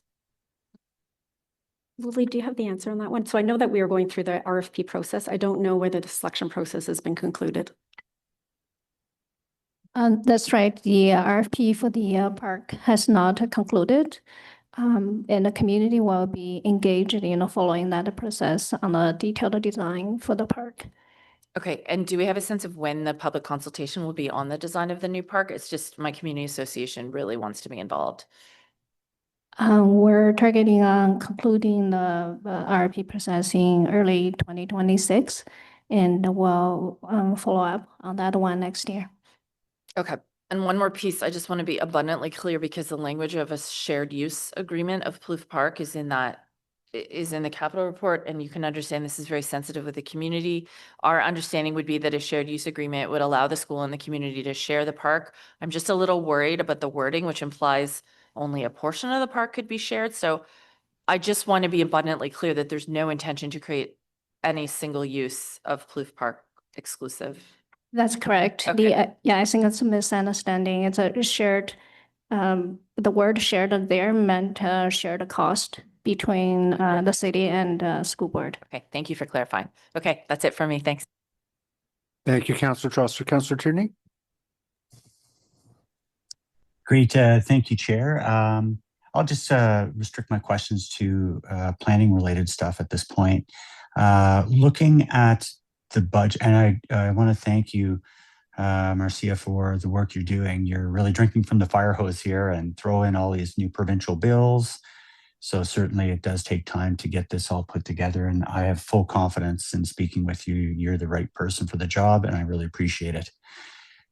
When it comes to, obviously last year, I think we lost, what was it, $37 million due to planning approval applications not being processed as quick. Where are we at this year? And I assume it's based on calendar year. Are we on track at this point, and have we budgeted for a loss or not? And I know there's a pretty wide berth on this committee, so I'm just throwing it out there, and maybe Cyril will have to answer that one as well. Through the chair. So where we are, for the Building Faster Fund, which is the provincial money, which I think you're referring to, it was $33 million that we did not get last year. It's a 3-year program, and this was the last year. 2025 was the last year to be eligible. That 33 million was not included in this budget, assuming we would not get it, because in August we were around 46-47%. As of the end of the quarter, so the end of September, which is the last set of data we have from CMHC housing starts, because keep in mind, this program measures us not based on building permits, but based on housing starts. So where you start to see some foundation poured and some construction beginning. As of the end of September, we had 7,434 housing starts, which represents 49%. If we look at what we have in the pipeline in terms of development permitted projects that are under construction or in the early stages of construction, that's about between 3,000 and 4,000 additional possibilities, but we are now heading into colder weather. So even if every single one of those potential projects moved forward, we'd still be around 73%. You need 80% to get the money. So there is no way we are getting the BFF funding, and it is not included in the budget. And this is the last year of funding under that program. Where we are in, and I will just say that last year, I think we came in around 68%, which is why we didn't make the target. Where we look to the Housing Acceleration Fund from the federal funding, and my colleague Debbie may want to say more to this, but we have 2 more tranches there. The next one is based on this year is probably more focused on our policy stance than our numbers, but they track building permits, which we do better at in terms of metrics. But when we look at the end of that program and the cumulative totals, I'm much more optimistic about our ability to secure this year and next year money under the federal program. We have a lot of things moving through the pipe that are in the very later stages, and that's why we're putting so much focus on agreements, because if we can get those projects that have agreements and then those projects that come in for a building permit that don't need any planning approval because they're already, as of right, they're building something that's allowed where they are looking, we are looking pretty good in terms of those numbers for next year. So so that's where we're at. We're right now sitting at 49% based on the housing starts as the end of September. Great. It's hard to see if someone else is following up on that, but if not, I'll just go back and say thank you. One of the big, obviously, and thank you for not including that money, because that would yet be another loss, and I think that would be fiscally not prudent. So we're probably going to miss the window on this year provincially, which is frustrating, obviously, for you guys as well, because I assume we can't force people to actually build. We can get the permits out, but we can't force them to build. So the only and correct me if I'm wrong, there's no mechanism to be able to force them to build within a time frame. And part B to that is, would the only opportunity we have is to process more applications and hoping that that percentage will increase so we can actually see money coming into the city? That's true. I would just say that I don't think we have a large amount of, it's not like tens of thousands of units are being delayed by developers who are building. They don't make it all the way to the end of the process because they don't think that there's a market for their projects. We acknowledged when the audit came out that we have some problems around agreements, and we have remedied that and are working hard to get those projects moving. I think there's some great changes that council passed as a result of the Housing Acceleration Fund, but that came out in October. So it came out too late to make a difference for 25, but I think that is why we're moving very rapidly on implementing some of those changes so that we can hopefully do as much as we can from the city's perspective in terms of market conditions to make next summer's, spring summer's construction seem more profitable and allow projects to move forward. But I you know, in the conversations and looking at the data, there are some that are waiting and watching, but it is it is a combination of the time it takes to get through the municipal process and the market conditions under which they're trying to build. What we're also seeing is a lot of pivoting, that's our COVID word, to developers looking at sites that were not profitable and now looking at, well, what if I do modular? What if I change the heights? Let's look at the new zoning bylaw. How does that change things? So a number of things that we as a city have changed in the housing acceleration plan are causing some projects to be profitable again, but more likely causing developers to re-examine their project and see if there's a different way forward on that property. So I'm optimistic that we're going to see more movement next year, but there's still a lot of work to do. And thank you. So yeah, so we can't force, and just, you know, just real simply, we can't force developers, even if they get approvals, to go ahead and build, correct? That's correct. Yeah, and that's the challenge, and it's very frustrating for you guys for sure. And just last question, Chair. In the past, we used to benchmark based on other municipalities on, you know, we're hitting this number of callback times, we have this window. We always based it on that. Are we still doing that now? And what I mean by that is, you know, some of these applications literally go to the end of the possible timeline instead of where maybe some are easier. Is it a LIFO, FIFO thing, or is that a requirement, first in, first out? There's some applications that clearly are easier to get through. Are we basing it on pro forma, or are we just doing it simply based on, okay, we're achieving certain targets? So as we take applications, kind of goes to my answer to Councillor Brockington. I mean, we're looking at ways and implementing ways that we can make the process more efficient, and we have a team-based approach, so it allows for easier projects to move forward. While also not delaying on the harder ones that are going to take more time. So I don't have data in terms of how we compare to other jurisdictions. I will say that we did look at along with our colleagues in strategic initiatives, like what Ottawa has put forward in terms of the changes to the process are some of the most comprehensive changes that any city has tried. And so when we manage to implement all of these, it should make a significant difference, but we will continue to track how we perform on the applications. I think part of the stories you hear are the people that are either at the very end of what has been a long journey, or people who gave up partway through and or made it through and had, you know, horror stories. What we need to do is see what some of the newer experiences through this process look like for those that come in after these changes come into effect. But it's certainly something we're watching. Great. Thank you very much. Thanks for your work. Thanks, Chair. Thanks, Councillor Dudas. I just have a quick question, actually. I just noticed that many of the planning fees are increasing on average about 8.8% over last year, and that's about 17.9% over 2024. And we are doing many, many things to make it more affordable to build more housing.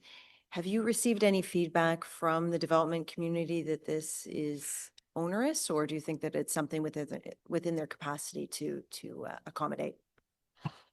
So the planning fees did go up in this budget. It's based on the methodology that was passed by council, and it looks at the trends in terms of number of applications. So we've seen less applications coming in, which is why the bump is a little bit higher this year compared to last year in terms of the increase. I would say that the complaint we hear is, so we have not heard any pushback about the fee increase in this round. I think because council made some big changes as it relates to cash in lieu of parkland, community benefits, the deferral of development charges and cash in lieu to occupancy as opposed to the start of the construction. So it created some cash flow flexibility. So those changes were more profound in terms of the impact on their pro forma. So I think that's not been an issue. Where I hear complaints is our fees where they are a single number, and yet there might be a huge difference between, a building with 30 units and a building with 300 units, and yet we charge the same thing. So once we finish the process changes, it's my intent to come back to council with a bigger conversation about fee review and maybe a more sliding scale. But we have some process changes that we've been directed to do first. But I think that there's some merit in revisiting our fee schedule, and I think that really finding fees to make it easier to do that missing middle, mid-rise type development that our zoning bylaw, if passed, will try to encourage as of right. And so we need to sort of look at the impact of a bunch of different moving parts. But yeah, that's the only place where I hear a lot of complaints about fees. But the charge for 26, I think it was the other incentives were more impactful to the pro forma. No, that's very helpful. And you hit exactly where I was intending to go, was that missing middle, right? And the smaller developers that maybe can't shoulder the burden. But do you have an idea? I don't mean to put you into a corner in terms of this, but when that fee review might come forward? Would it be in the next term, or is it next year? So through the chair, I see that maybe towards the later end of 26, but we can bring something forward next term of council. But when it comes to that missing middle group, I think that we have we need to see what the impact of both the zoning, which should allow for projects to be built without having to get any zoning approval, so they wouldn't have to pay the fee at all.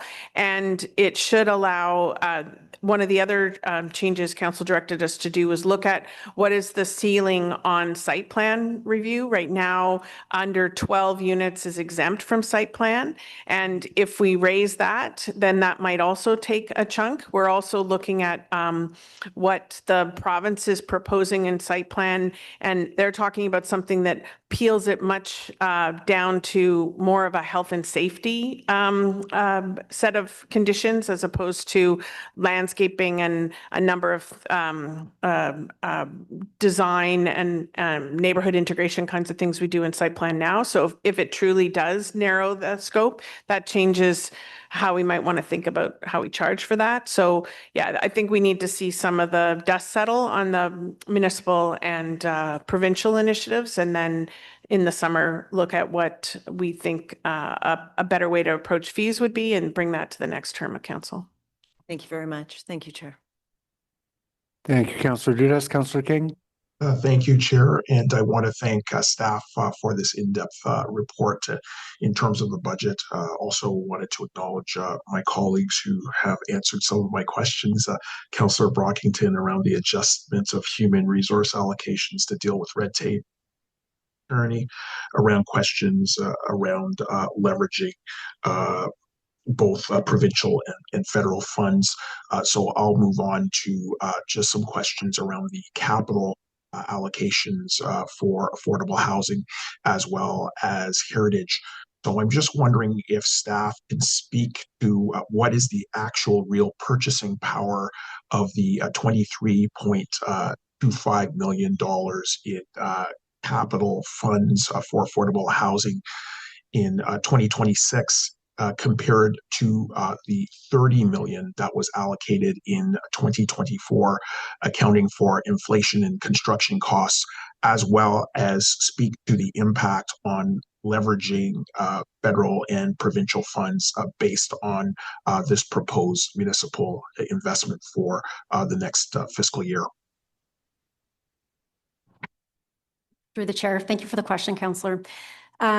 So with regards to the funding allocation this year, the 23.25, I mean, clearly that's lower than the 30 million. On average, we invest, the city invests about $250,000 per door or per unit. And so that's really what we find that we need to invest in order to ensure that our project's able to move forward and to reach completion. Affordable housing projects are largely leveraging programs from the federal government, currently still through the Canada Mortgage and Housing Corporation, and that's going to be through low-cost loans and contributions. And as we know, the federal programs that were launched to the National Housing Strategy are sunsetting very soon, and the federal budget included funding related to Build Canada homes. It's $13 billion. So we are, in terms of leveraging funding from other levels of government, the federal, as I mentioned, the federal government's been our primary funder for affordable housing development for a number of years.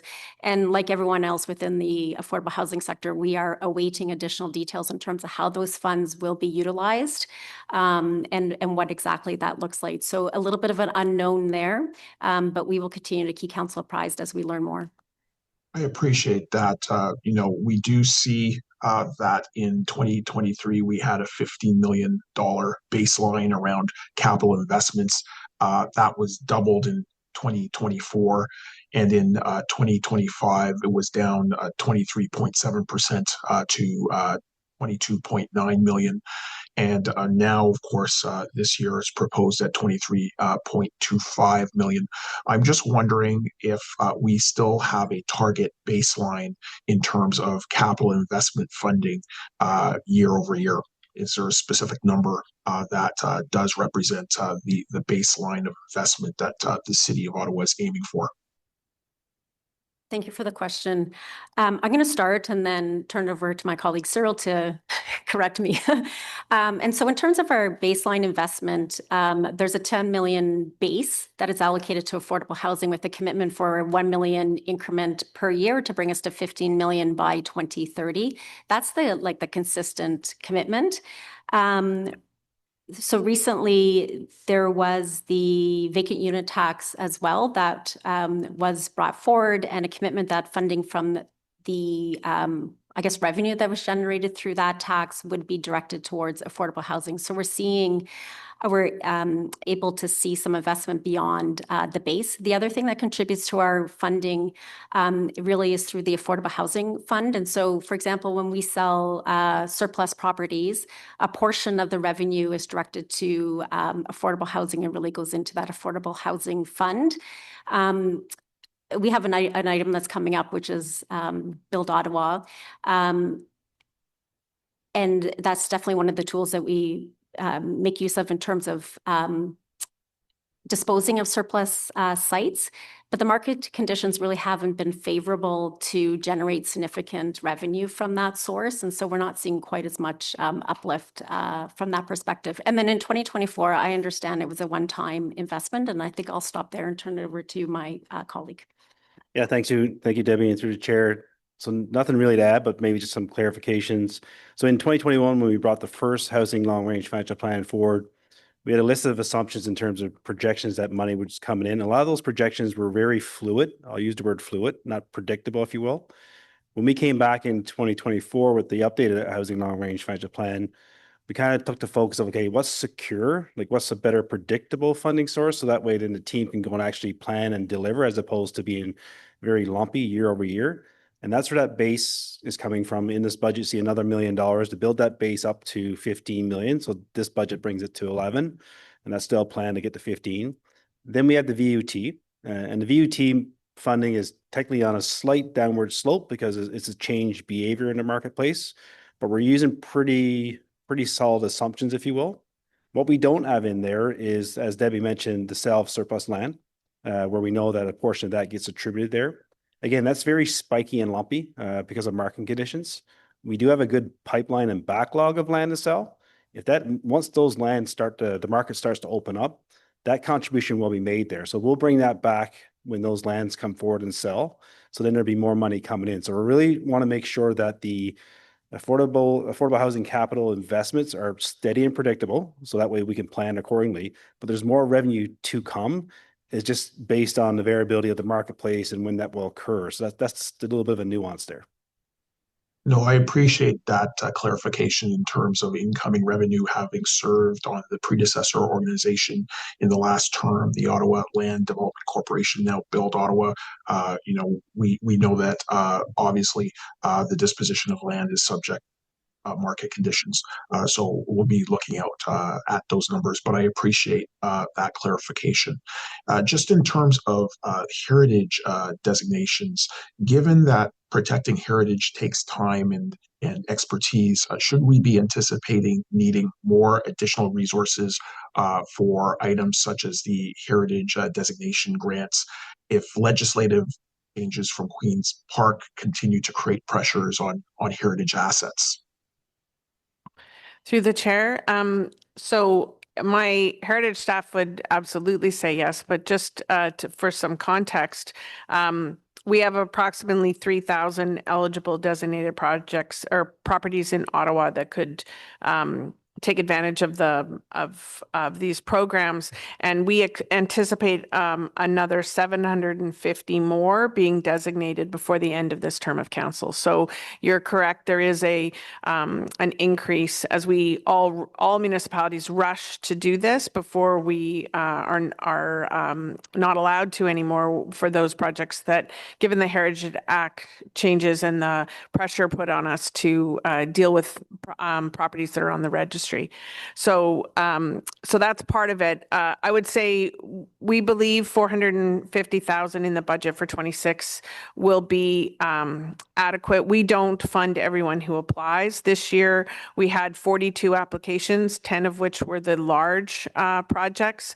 In the end, we 28 of those applicants, so about 2/3, got the funding. 7 of them are the large projects. None of the not-for-profits applying for large projects got the full 75K because there wasn't enough money to go around.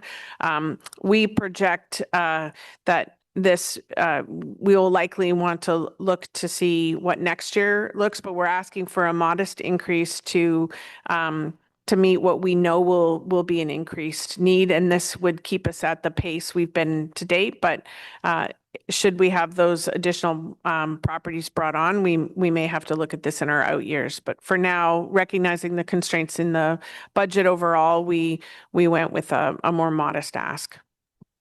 Thank you so much. I really do appreciate that. I acknowledge the hard work of our heritage staff, especially with the added pressures created by Bill 23.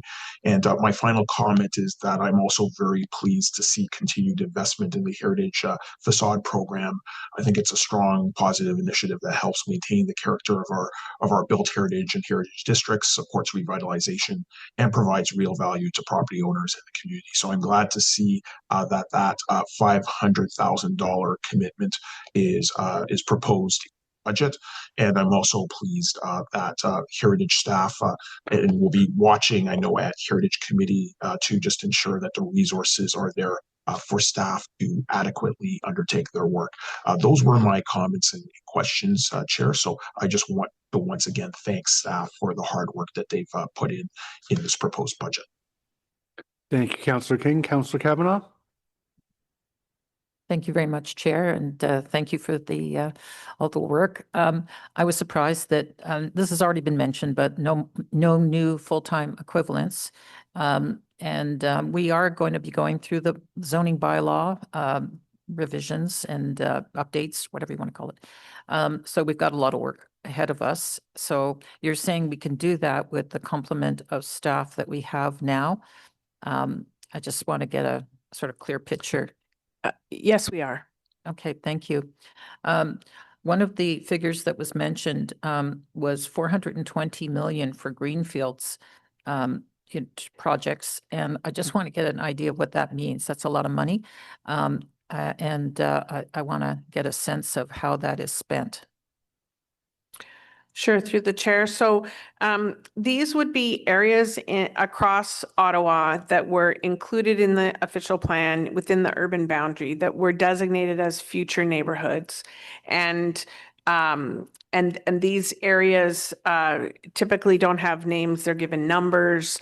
What we use the money for is there are some a significant number of technical reports and analysis that has to be done. Some of it is done by developers that own land in those areas, but we still need to do peer reviews. Some of it is technical that we don't have the expertise in-house, like things like fluviogeomorphology, which I almost pronounced correctly.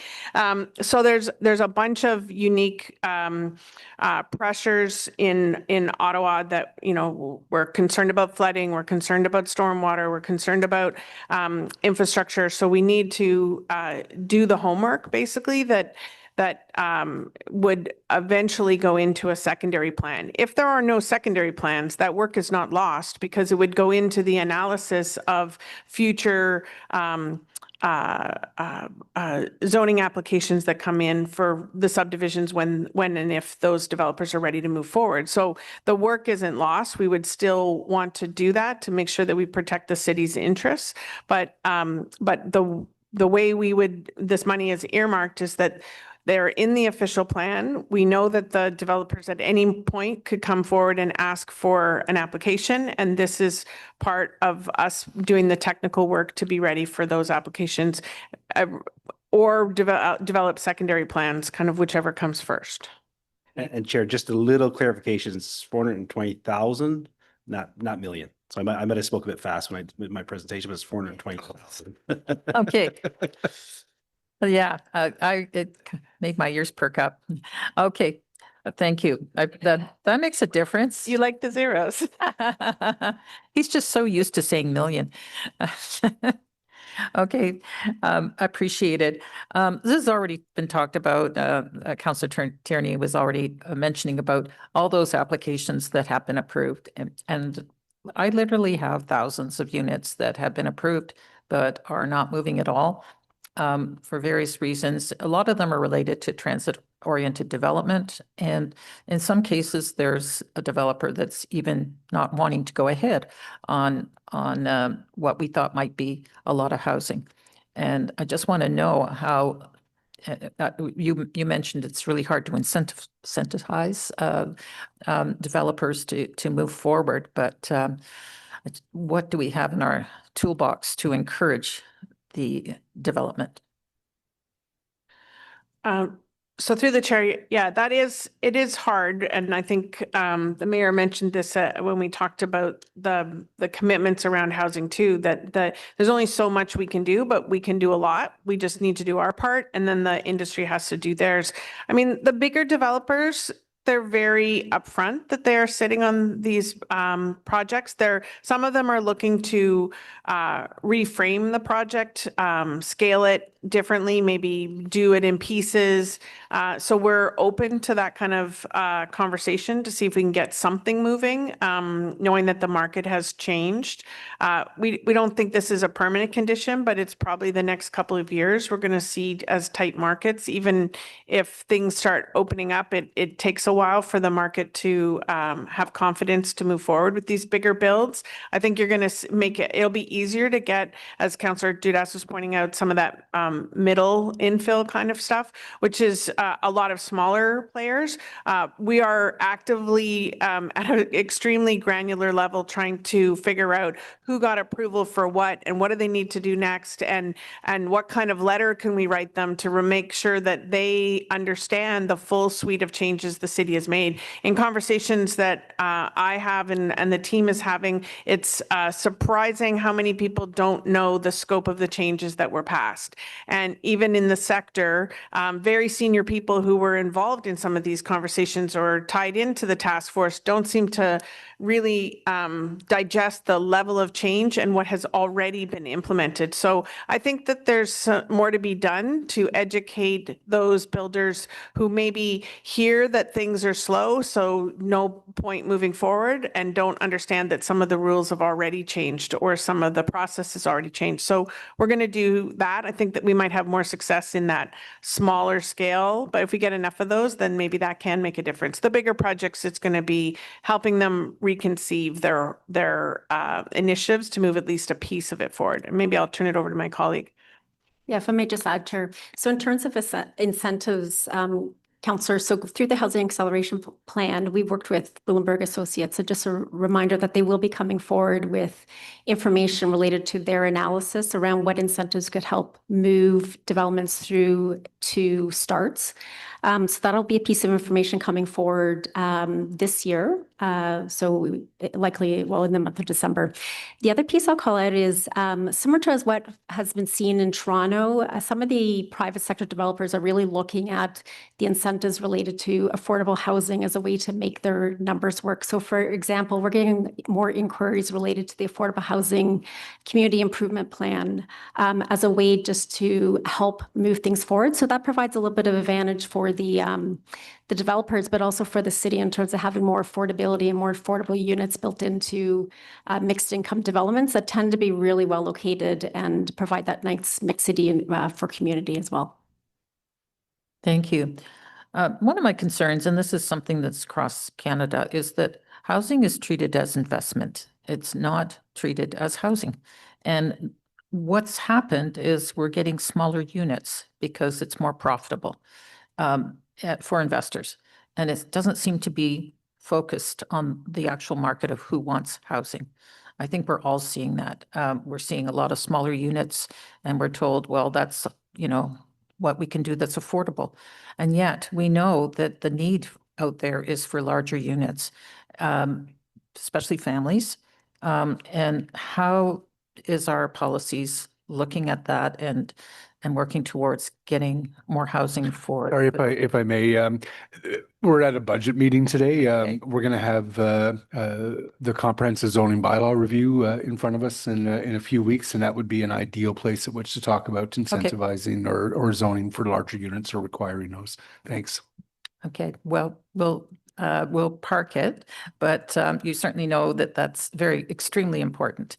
No, I appreciate the mention about Bumblebee and the need for affordable housing and how we need to partner and look for those operational dollars. And I hope that that's a major priority.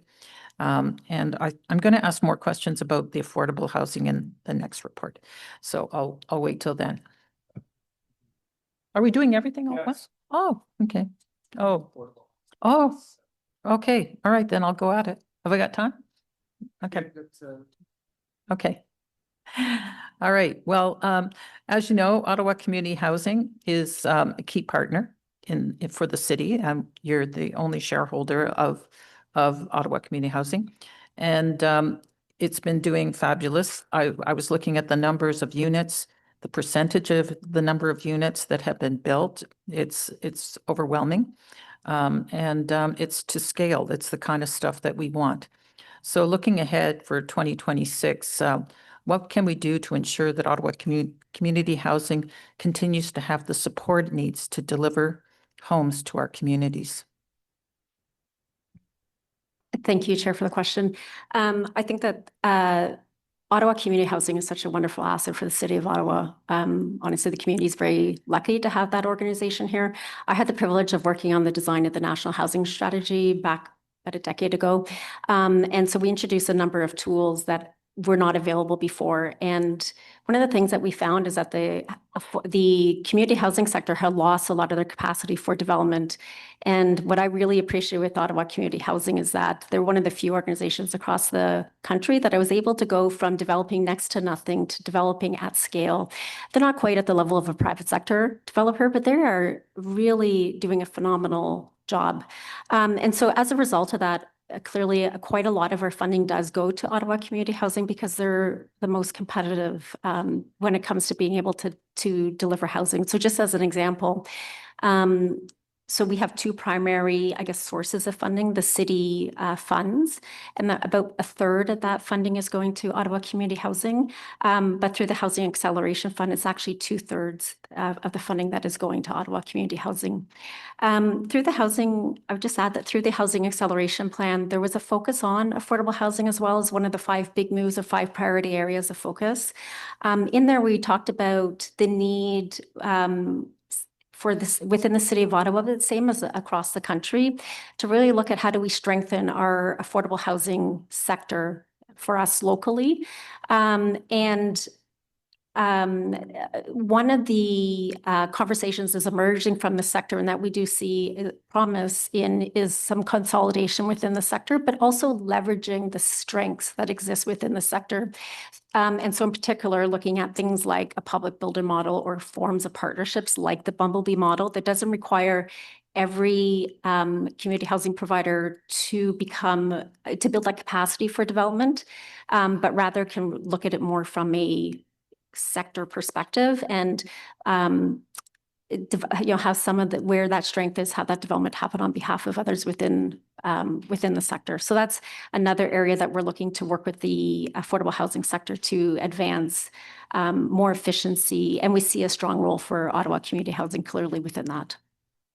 Yes, I think it's really important because we've shown the scale that we can provide both on lands that we had ourselves and the lands of the city and the federal government.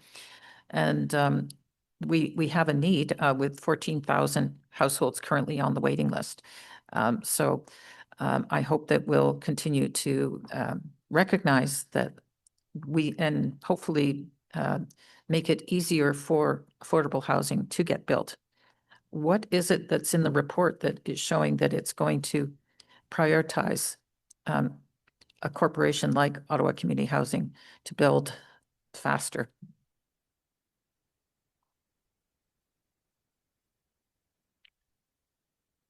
So within the report, I'm going to say generally and tied to the Housing Acceleration Plan, because this is where we are really looking at what are the changes that we need to make to drive a more efficient production of housing, including affordable housing.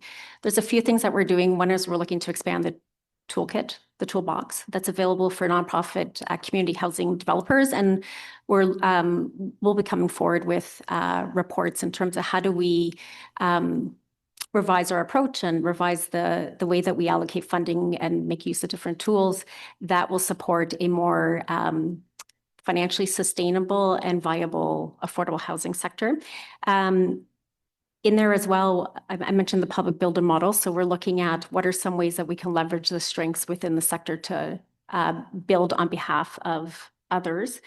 And then just generally for the Housing Acceleration Plan, I mean, that plan is all about streamlining or simplifying the regulatory environment and streamlining the development review process, the development approvals process. And that's going to benefit all providers, including the affordable housing sector as well. And if I might add to what my colleagues said, we're looking to see, when the city is giving land as part of an affordable housing project, could we do more to have them avoid being the developer having to go through the approval process? Could we do more to upfront make it ready for building so getting the land, it's construction ready and they don't have approvals and permissions to seek? We're also looking in the context of one of the affordable housing acceleration plan recommendations was around the reimbursement program for development related fees for charitable and not-for-profits. And this, you may recall, like if you want to get a few $1,000s from to not pay for the building permit, you had to come to council, and that was a whole process to get there.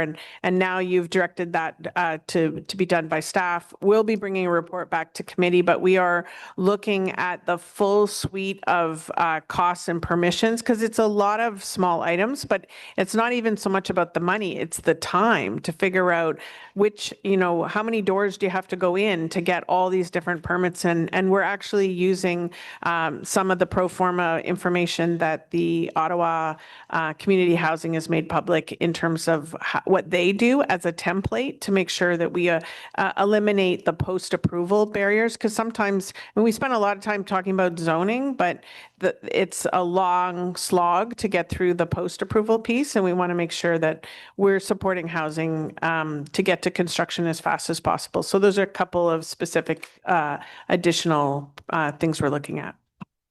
I appreciate that. And I appreciate the support for the fact that Ottawa Community Housing has brought others together, like the providers of supportive housing.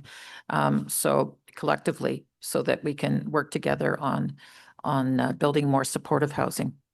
And that's definitely where we have to go in the future. And as already been mentioned, the AG's report, we need to advocate for that from the province and federal government. Thank you.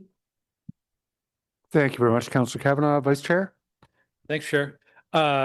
I think it was slide 10 in the presentation where you had stacked up the different capital contributions to affordable housing, the 23.3 million from the city, the tax equivalent grant, the land value transfer, the province, and the feds, and it comes to just over $100 million, which is a significant amount.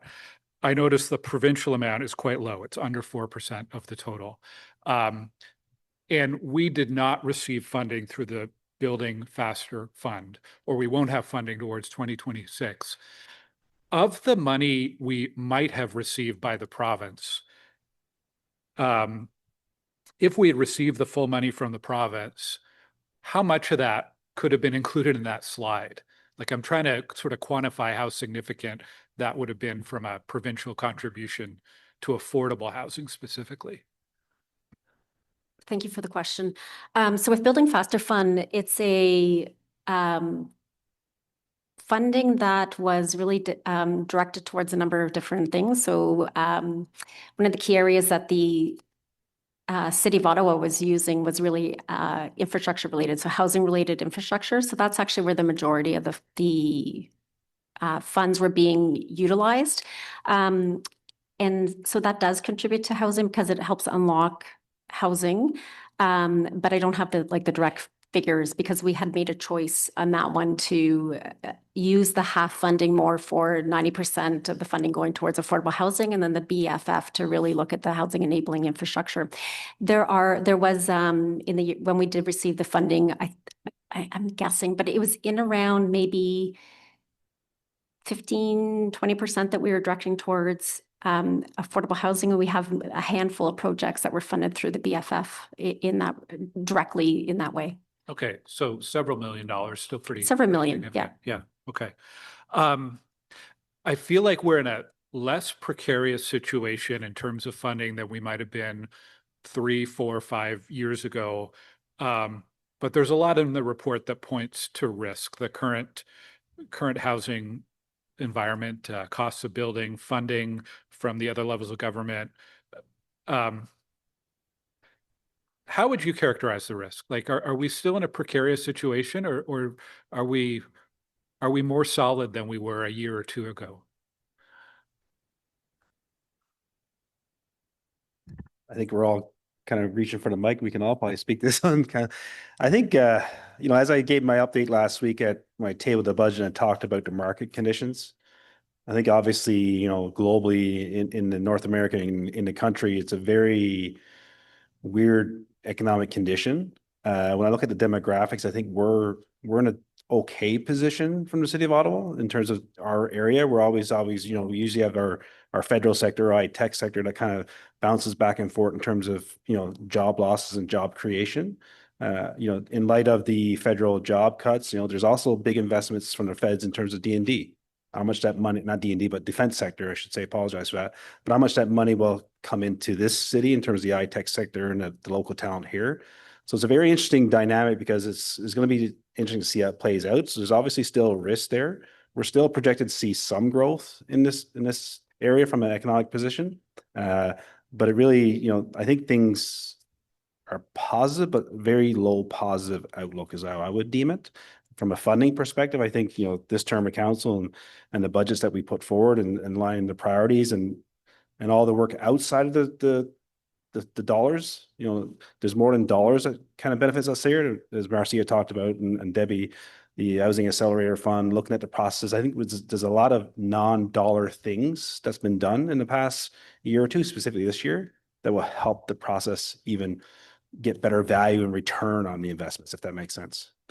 Yeah, thank you. Yeah, if I could add, actually, and I want to just correct myself when his team just shared some important information.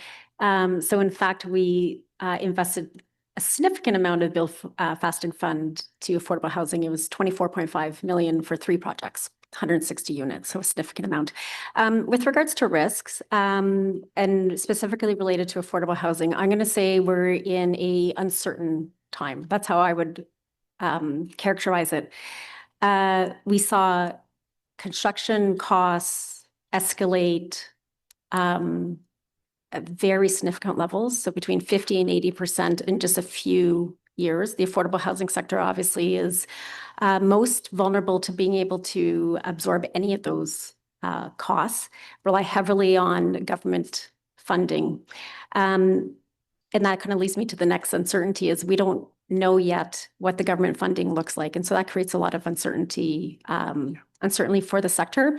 On the positive side of things, I would say within the city of Ottawa, our team has, I'm going to say learn an awful lot. We've also introduced, or had the council has introduced a number of additional tools that allow us to move forward in different ways and new ways to support affordable housing. So that is, I'm optimistic from that perspective.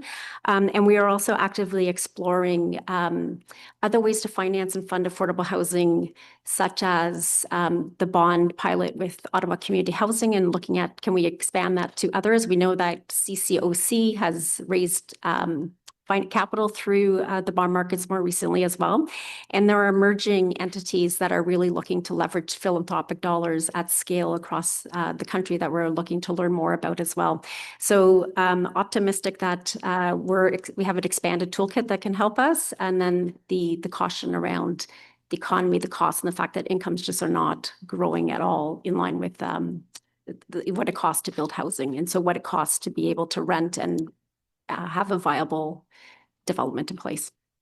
And if the council or the committee will indulge, I'll keep it short, but I think there are 2 things that other levels of government need to step up for that would make a big difference. One is HST and how they handle that portion, because that is a cost that is entirely within their control. And the industry has repeatedly said it would make a big difference, as well as many housing advocates. The other is making good on their commitments related to development charges and funding infrastructure that would allow us to, we have, low development charges, but it's all context sensitive in terms of how difficult or easy it is to build in whatever market you're in. So the actual numbers is not the only factor, but we need the governments to step up and deliver on that commitment that they have repeatedly said. That would be, so from my perspective on risk, though, we all have to work together. And those are 2 areas where the province and the federal government need to step up to really change the conversation. There's only so much we can do as a municipality. Okay, thank you. Yeah, that the Building Faster Fund, I asked about that specifically because it's tens of millions that the provincial government has allocated. It's sitting there in an account, but it's contingent on housing starts. They should just give it to municipalities, and we would be using most of it to fund affordable housing to build. Anyways, okay, OCH, Teresa Kavanaugh chairs OCH, so always a great advocate for OCH. They are crucial to us meeting our goal of 5,000 units by 2030. I believe they're almost at almost 2/3. Anyways, that's a significant amount. They've already have built or under construction a significant amount, but there's still 1,800 units in pre-development and design. Does the capital plan include sufficient pre-development funding so that those projects are not at risk and they will be built or at least started within that 2030 deadline? So in terms of pre-development funding, so we do have flexibility in terms of the amount of funding that goes towards pre-development. So who's coming forward with projects that meet our criteria.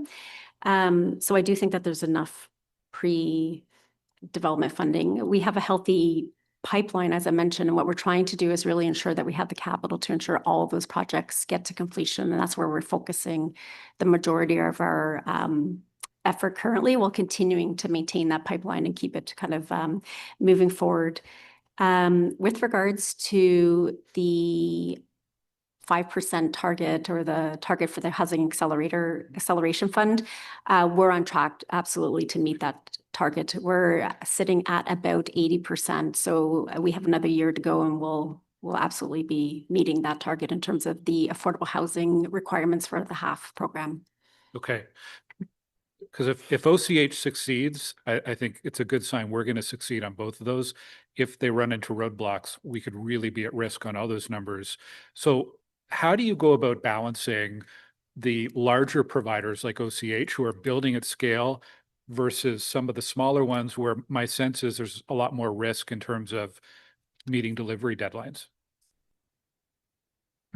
So Cynthia's team, who's sitting over there, her team works very closely with all the housing providers who are within our pipeline. And so as we become aware of issues and concerns, they're working with them. I think that question around how do we balance the large providers like OCH, and then if you go to our number 2 large provider would be CCOC, but it's quite a significant gap in terms, or difference in terms of the number of units that within their portfolios. I do think that the balance piece is important. Having a healthy, affordable housing sector that has risks, that is not just concentrated with one entity, I think is an important piece for the long-term kind of viability of and provision of affordable housing.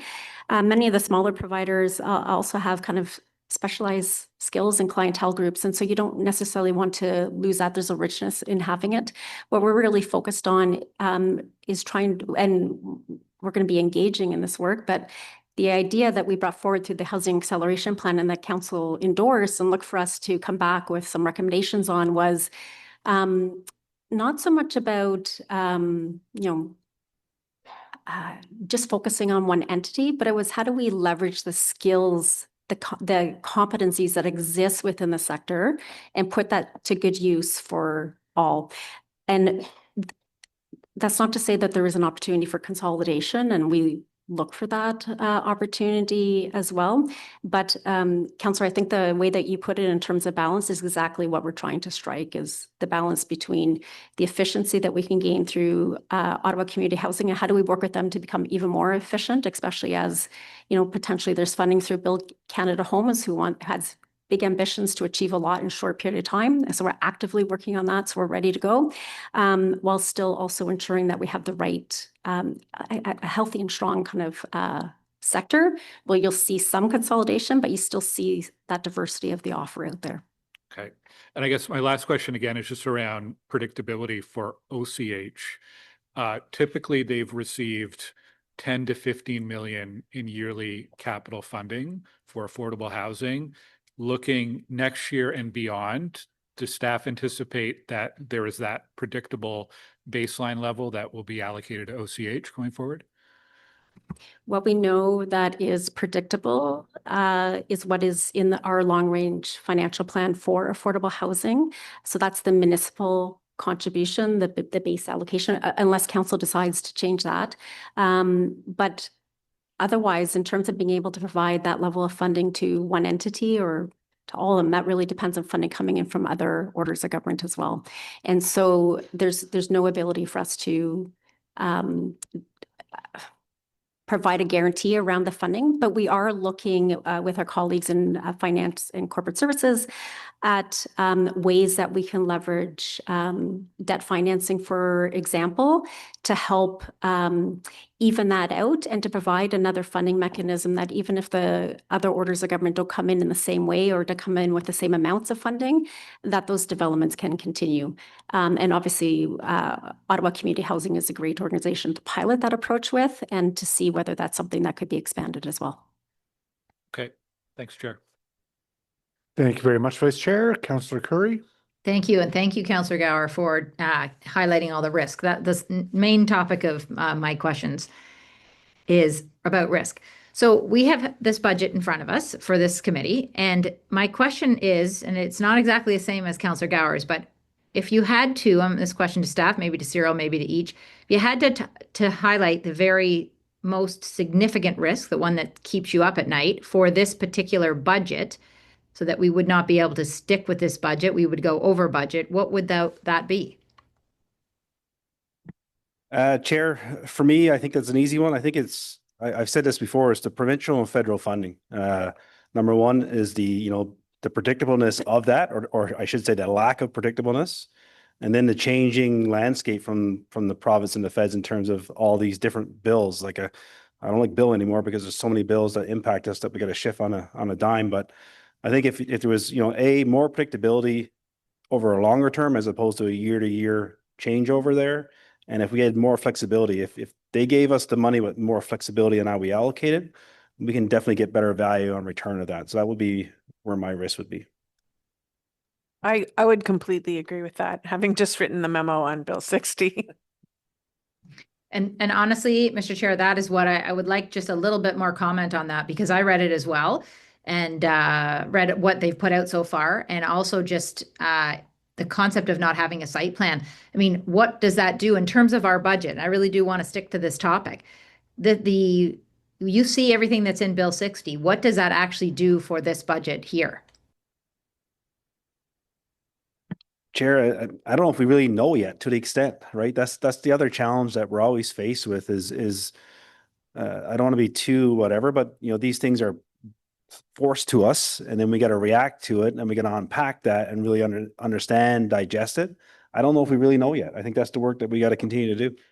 And sorry, Councillor, I would add, so in some particular areas, so I talked about funding we're putting into secondary planning. We're going to be doing that work, and sometime in the spring, they're going to tell us if we're still allowed to have secondary plans. And then we'll be either undoing the secondary plans and figuring out what's most important and what do we put it into site-specific applications, or how do we leverage because the information doesn't go away, the need doesn't go away. It might just be a different channel. So does that mean wasted work? We're trying really hard to do it in a context where it could be used in a variety of ways and not getting too tied to process, but it pushes our timelines and changes the work plan. We're the LMS money that we're talking about, moving to automated systems. The legislation talks about a feasibility study to look at standardizing how to move municipalities towards the use of AI, the use of metrics and standardized or more online ways of working. Well, we completely agree with that. But if they tell us how to do it and we're 4 years into automation, does that mean that we can't do it the way we're doing it? So now we have to put resources into convincing the provincial government that what we're doing is actually meeting their objective, and don't get in your feasibility study, don't get too prescriptive so that we have to start from scratch or use some platform that you pick is the best one. So I think the uncertainty is we have these staff resources. What they focus on in any given week seems to be highly variable, and we need to retain staff who have the knowledge to be able to help us land wherever this goes. So we're constantly looking at budgets on a month-to-month basis because we're trying to figure out how do we not do work that that would be wasted, but at the same time, make sure we can still meet the objectives of council. It's a very challenging time right now. Yeah, thank you for that. I mean, that was one of my points. When these bills come out right before budget, I mean, it is very difficult for you to build a budget, I think, and really truly anticipate the risk and what that cost might look like. So I guess I would just say, you know, the reason I want us to be talking about this right now is that when we get new news, that we weren't shocked. You know, budgets are, you know, this is an estimate. This is a guess. This is a best guess with conservative assumptions, in my opinion, as we would expect. And it will be what it will be, but we do know these things going in. So I just want to make sure we had a fulsome conversation on that. The other conversation I would have is, you know, we recently at a committee meeting and at council talked a lot about opportunity costs. In this budget here, would you say that there are opportunity costs? If we spend our money here, we're not spending it somewhere else? Through the chair, absolutely. That's always the case. You know, opportunity cost is you choose to do this, then you forego the opportunity of doing something else. Something as simple as in this budget, I'm just thinking here, we're increasing the base by $1 million to affordable housing to build that up to 15 million. So if you choose not to do that, and that 1 million goes to tomorrow's committee at EPS, then obviously use the opportunity of investments in affordable housing, but you gain it over there, right? So that's kind of the spirit of opportunity cost. So that's always there. What I will say is, I think what's important is this term of council priorities, and our budget is integrated to this term of council priorities. It's a balanced approach. Councillor Gower used the word balance. I'm all about balance, and I think, you know, it's a good budget balance towards all the term of council priorities. As we go through the committee meetings, you'll see that. So I'll finish by saying that, I guess. Thank you. I just want to make sure we're always clear that is what budgets are. Like, you spend your money here, you don't spend your money there. This is the way it rolls. You know, maybe we all understand that, maybe the community doesn't, but that is what we are constantly being asked. Are we okay with money being spent here? Because if it's being spent here, then it's not being spent over there. What is the opportunity cost of that happening instead of this other? So that is another thing I wanted to be clear on. And then the last thing I would just say, and I don't know that this is a formal direction, but maybe staff can just reassure us that as we learn more about Bill 60, as we learn more about development charges and what's happening, we will get updates as to the impact on our budget after we approve it on December, whatever day it is, 10th. We will get updates regarding those risks and how we can mitigate them and what they actually mean. Chair, absolutely. Yep, that ties in, whether it's through my normal quarterly report update. If there's something sooner than that, we'll always be back to inform committee and council of any impacts that fall out of these types of bills, and not dollar bills, other bills. Right. Thank you very much. Thank you, Councillor Curry. There are no other members who have questions for you. I will ask one. It's a small thing. But with respect to the resources and discretionary savings, I was at Canadian Institute of Planners that had a co-conference with, I think it was the Ontario Institute of Planners. No one from Ottawa was there. I am guessing, or my understanding is that we're not funding our planners to go to these sorts of important professional development opportunities. Will that approach continue under this budget? Chair, I don't want to speak for Marcia, but I'll speak more from a corporate perspective. We are in a discretionary spending freeze, but I'll liken it to, and I'll use Councillor Brockton as a good example, because he reached out to myself earlier in the summer where you were going to AMO, and you noticed, and thank you for doing that. There was notice that there was no one there from my shop, but you're going to be talking about tariffs and the impact. So I actually sent Joanne Graham based on that. So even though there's a corporate-wide discretionary spending freeze, it's still at the GM's discretion and the director's discretion to make sure where there's true value and benefit that we should be represented. So it's not like a lockdown. We still are incurring travel and doing conferences, but it's more of a priority basis in terms of if there's a benefit and a need. Absolutely.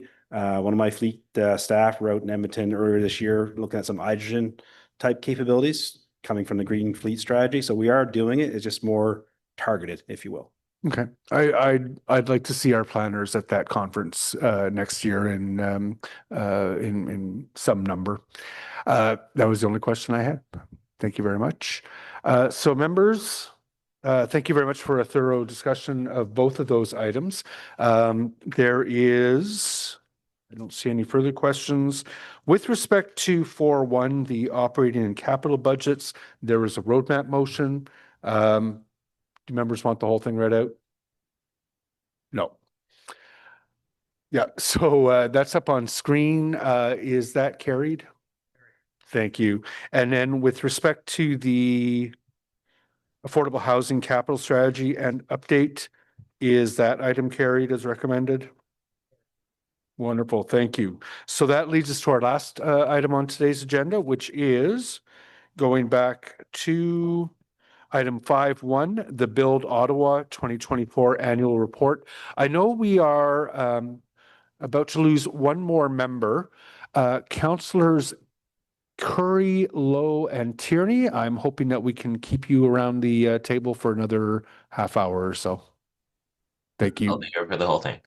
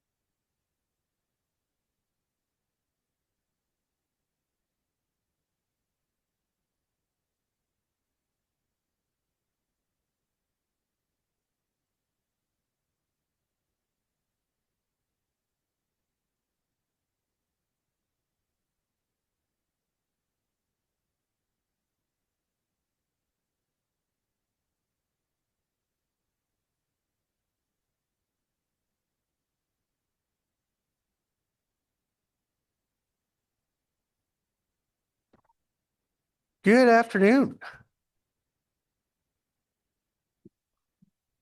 So if you want to introduce yourself to everyone, I'm pretty sure everyone knows you, but if you want to introduce yourself and provide us with the report. I will just caution, we're probably going to lose quorum at 12:30. So the presentation, I think, is relatively brief. Thank you.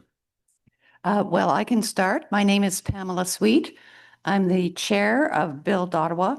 So it's a very big honor for me to be here today and to present the annual report for 2024 or 2024 in 2025. So I'm just going to give a quick overview and we'll have staff here to answer any questions that you might have. So first of all, we can go to next slide. Thank you. So over the past 3 years, the land development market, as you know, and you've been talking about it, has had rising interest rates, inflation in construction costs for both labors and material. And so the land development process and property sales has basically slowed because in the residential and multi-residential sectors in particular. So despite that, we've still been able to, at Build Ottawa, record a sale of $350,000 and $89,000 to be directed to the Affordable Housing Fund. So we've been working on the core business of unlocking the financial and non-financial value of city-owned lands. And staff from both Build Ottawa and Housing Solutions have collaborated to identify real estate assets that the city owns for disposal or development and prepare them for marketing to achieve the corporation's goals of housing, economic development, environmental sustainability, and socio-cultural policies. So in identifying these properties for marketing, staff explored creative ways to promote affordable housing units and still protect culture and heritage resources and encourage innovative building designs and even construction methodologies such as mass timber and modular construction. So there's been a significant interest from both the private and the not-for-profit in the new approaches to affordable housing and delivering it to keep the momentum going in this area. So as you know, the corporation used to be called Ottawa Community Land Development Corporation, OCLDC for short. Thank God we changed the name to Build Ottawa. That helped a lot. But the reorganization has opened up new opportunities as well. And I think it's allowed us to work closer with our housing colleagues in the new mandate. We're successfully trying to identify sites for affordable housing. So the goal has been to identify diverse and affordable housing opportunities and still keep within the goals of livable city, 15-minute neighborhoods, and try to look at the missing middle housing model. So the evaluation in that work has focused on city park and rides situated in hubs in town centers as designated in the official plan. So the staff have been engaged in discussions with asset management staff who are completing a service review of city facilities with a view to disengage from underused assets for potential Build Ottawa sale. 14 properties were evaluated in 2024 and 6 were identified for potential disposal.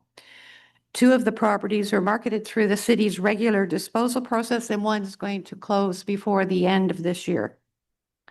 Others are being evaluated to see if they add additional value through Build Ottawa, such as the creation of affordable housing, while still protecting our other important heritage and cultural environmental resources, and continue to encourage superior and innovative building design. So just moving on, I've kind of left the slides here. So we're advancing the affordable housing and partnering with other agencies. So next slides.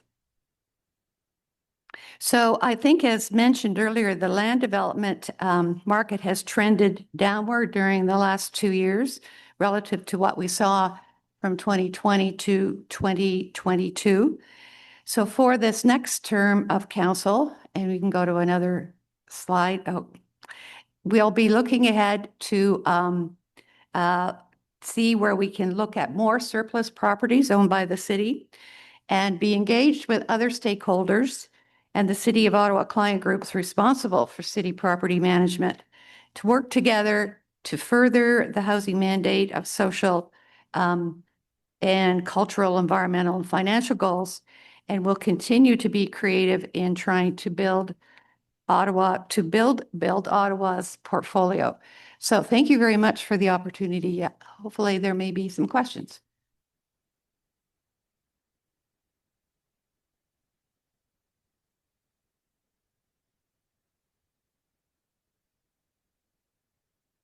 Working. You're on. I apologize. Thank you so much for your presentation, and we'll go to Councillor Brockington, and I will return the chair to Councillor Leeper. Thank you, Chair, and thank you for your presentation. You noted the challenges of selling a surplus property due to market conditions. Did you change the way that we engage in the selling process? Like, do we do anything different, recognizing the market challenges to sell these properties? There are still buyers out there. Perhaps we need to tap in different ways to connect with those potential buyers. If the market remains stagnant for a little bit longer, what are we going to do differently to sell those properties? So your chair, so staff did try different marketing strategies to market our properties, and sometimes, a lot of times, we do receive a large number of the interest, like more than a dozen, sometimes 30. And among those interests, not all of them resulting in the actual offers, and not all of them resulting in the actual final deal. but the staff is keep trying different things. The other new things that the staff are trying this year is to help and contribute to the delivery of affordable housing. So we're looking at Build Ottawa policies as a property policy gate and to use some of the city land to do something innovative. So that's will be reported next year when we are reporting our annual report. Excellent, thank you. And my other question, Chair, is regarding the property in your report, 4160 Riverside Drive. This is right beside the airport, just south of Hunt Club. Lands north of Hunt Club Road, the Taggart lands at 3930, 3960, the subdivision to its north, known as Quintera Riverwood, all have riverside property that has been reserved from development and designated EP lands, environmentally protected. The lands at 4160 that are surplus to the city's needs, and now you're working in partnership with the airport and another entity. Are we going to retain any lands that abut the river and designate them EP, just like we've done on the other side of Hunt Club? I would say yes, Councillor. Okay, so that is part of the plan. So the 4160 hasn't been going through the disposal process yet, but once we are going to, and the city definitely will have an interest to retain the environmental protection area. Okay, and you note in your report that one of your partners with these lands is the airport themselves.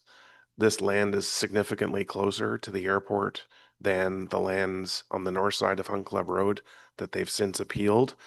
Are they objecting at all to the potential development of the lands at 4160 Riverside, or are they in partnership with you in good faith moving this property forward?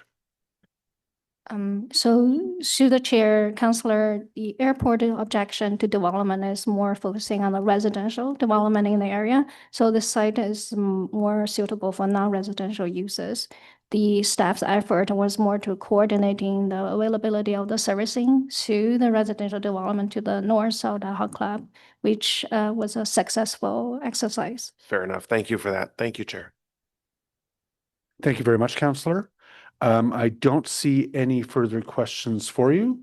Pamela and team, thank you very much for coming in. Thank you, Lily. Is this item carried? Is it carried or received? Received. Thank you so much. So I will find my notes. We don't have any in-camera items today. Are there any notices of motion for a subsequent meeting? I don't see any. Are there any inquiries? We do not have any other business. We are adjourned until our next meeting, Wednesday, December 3rd. Thank you very much, members. And thank you to all the staff who worked on the budget. I know what an undertaking that is.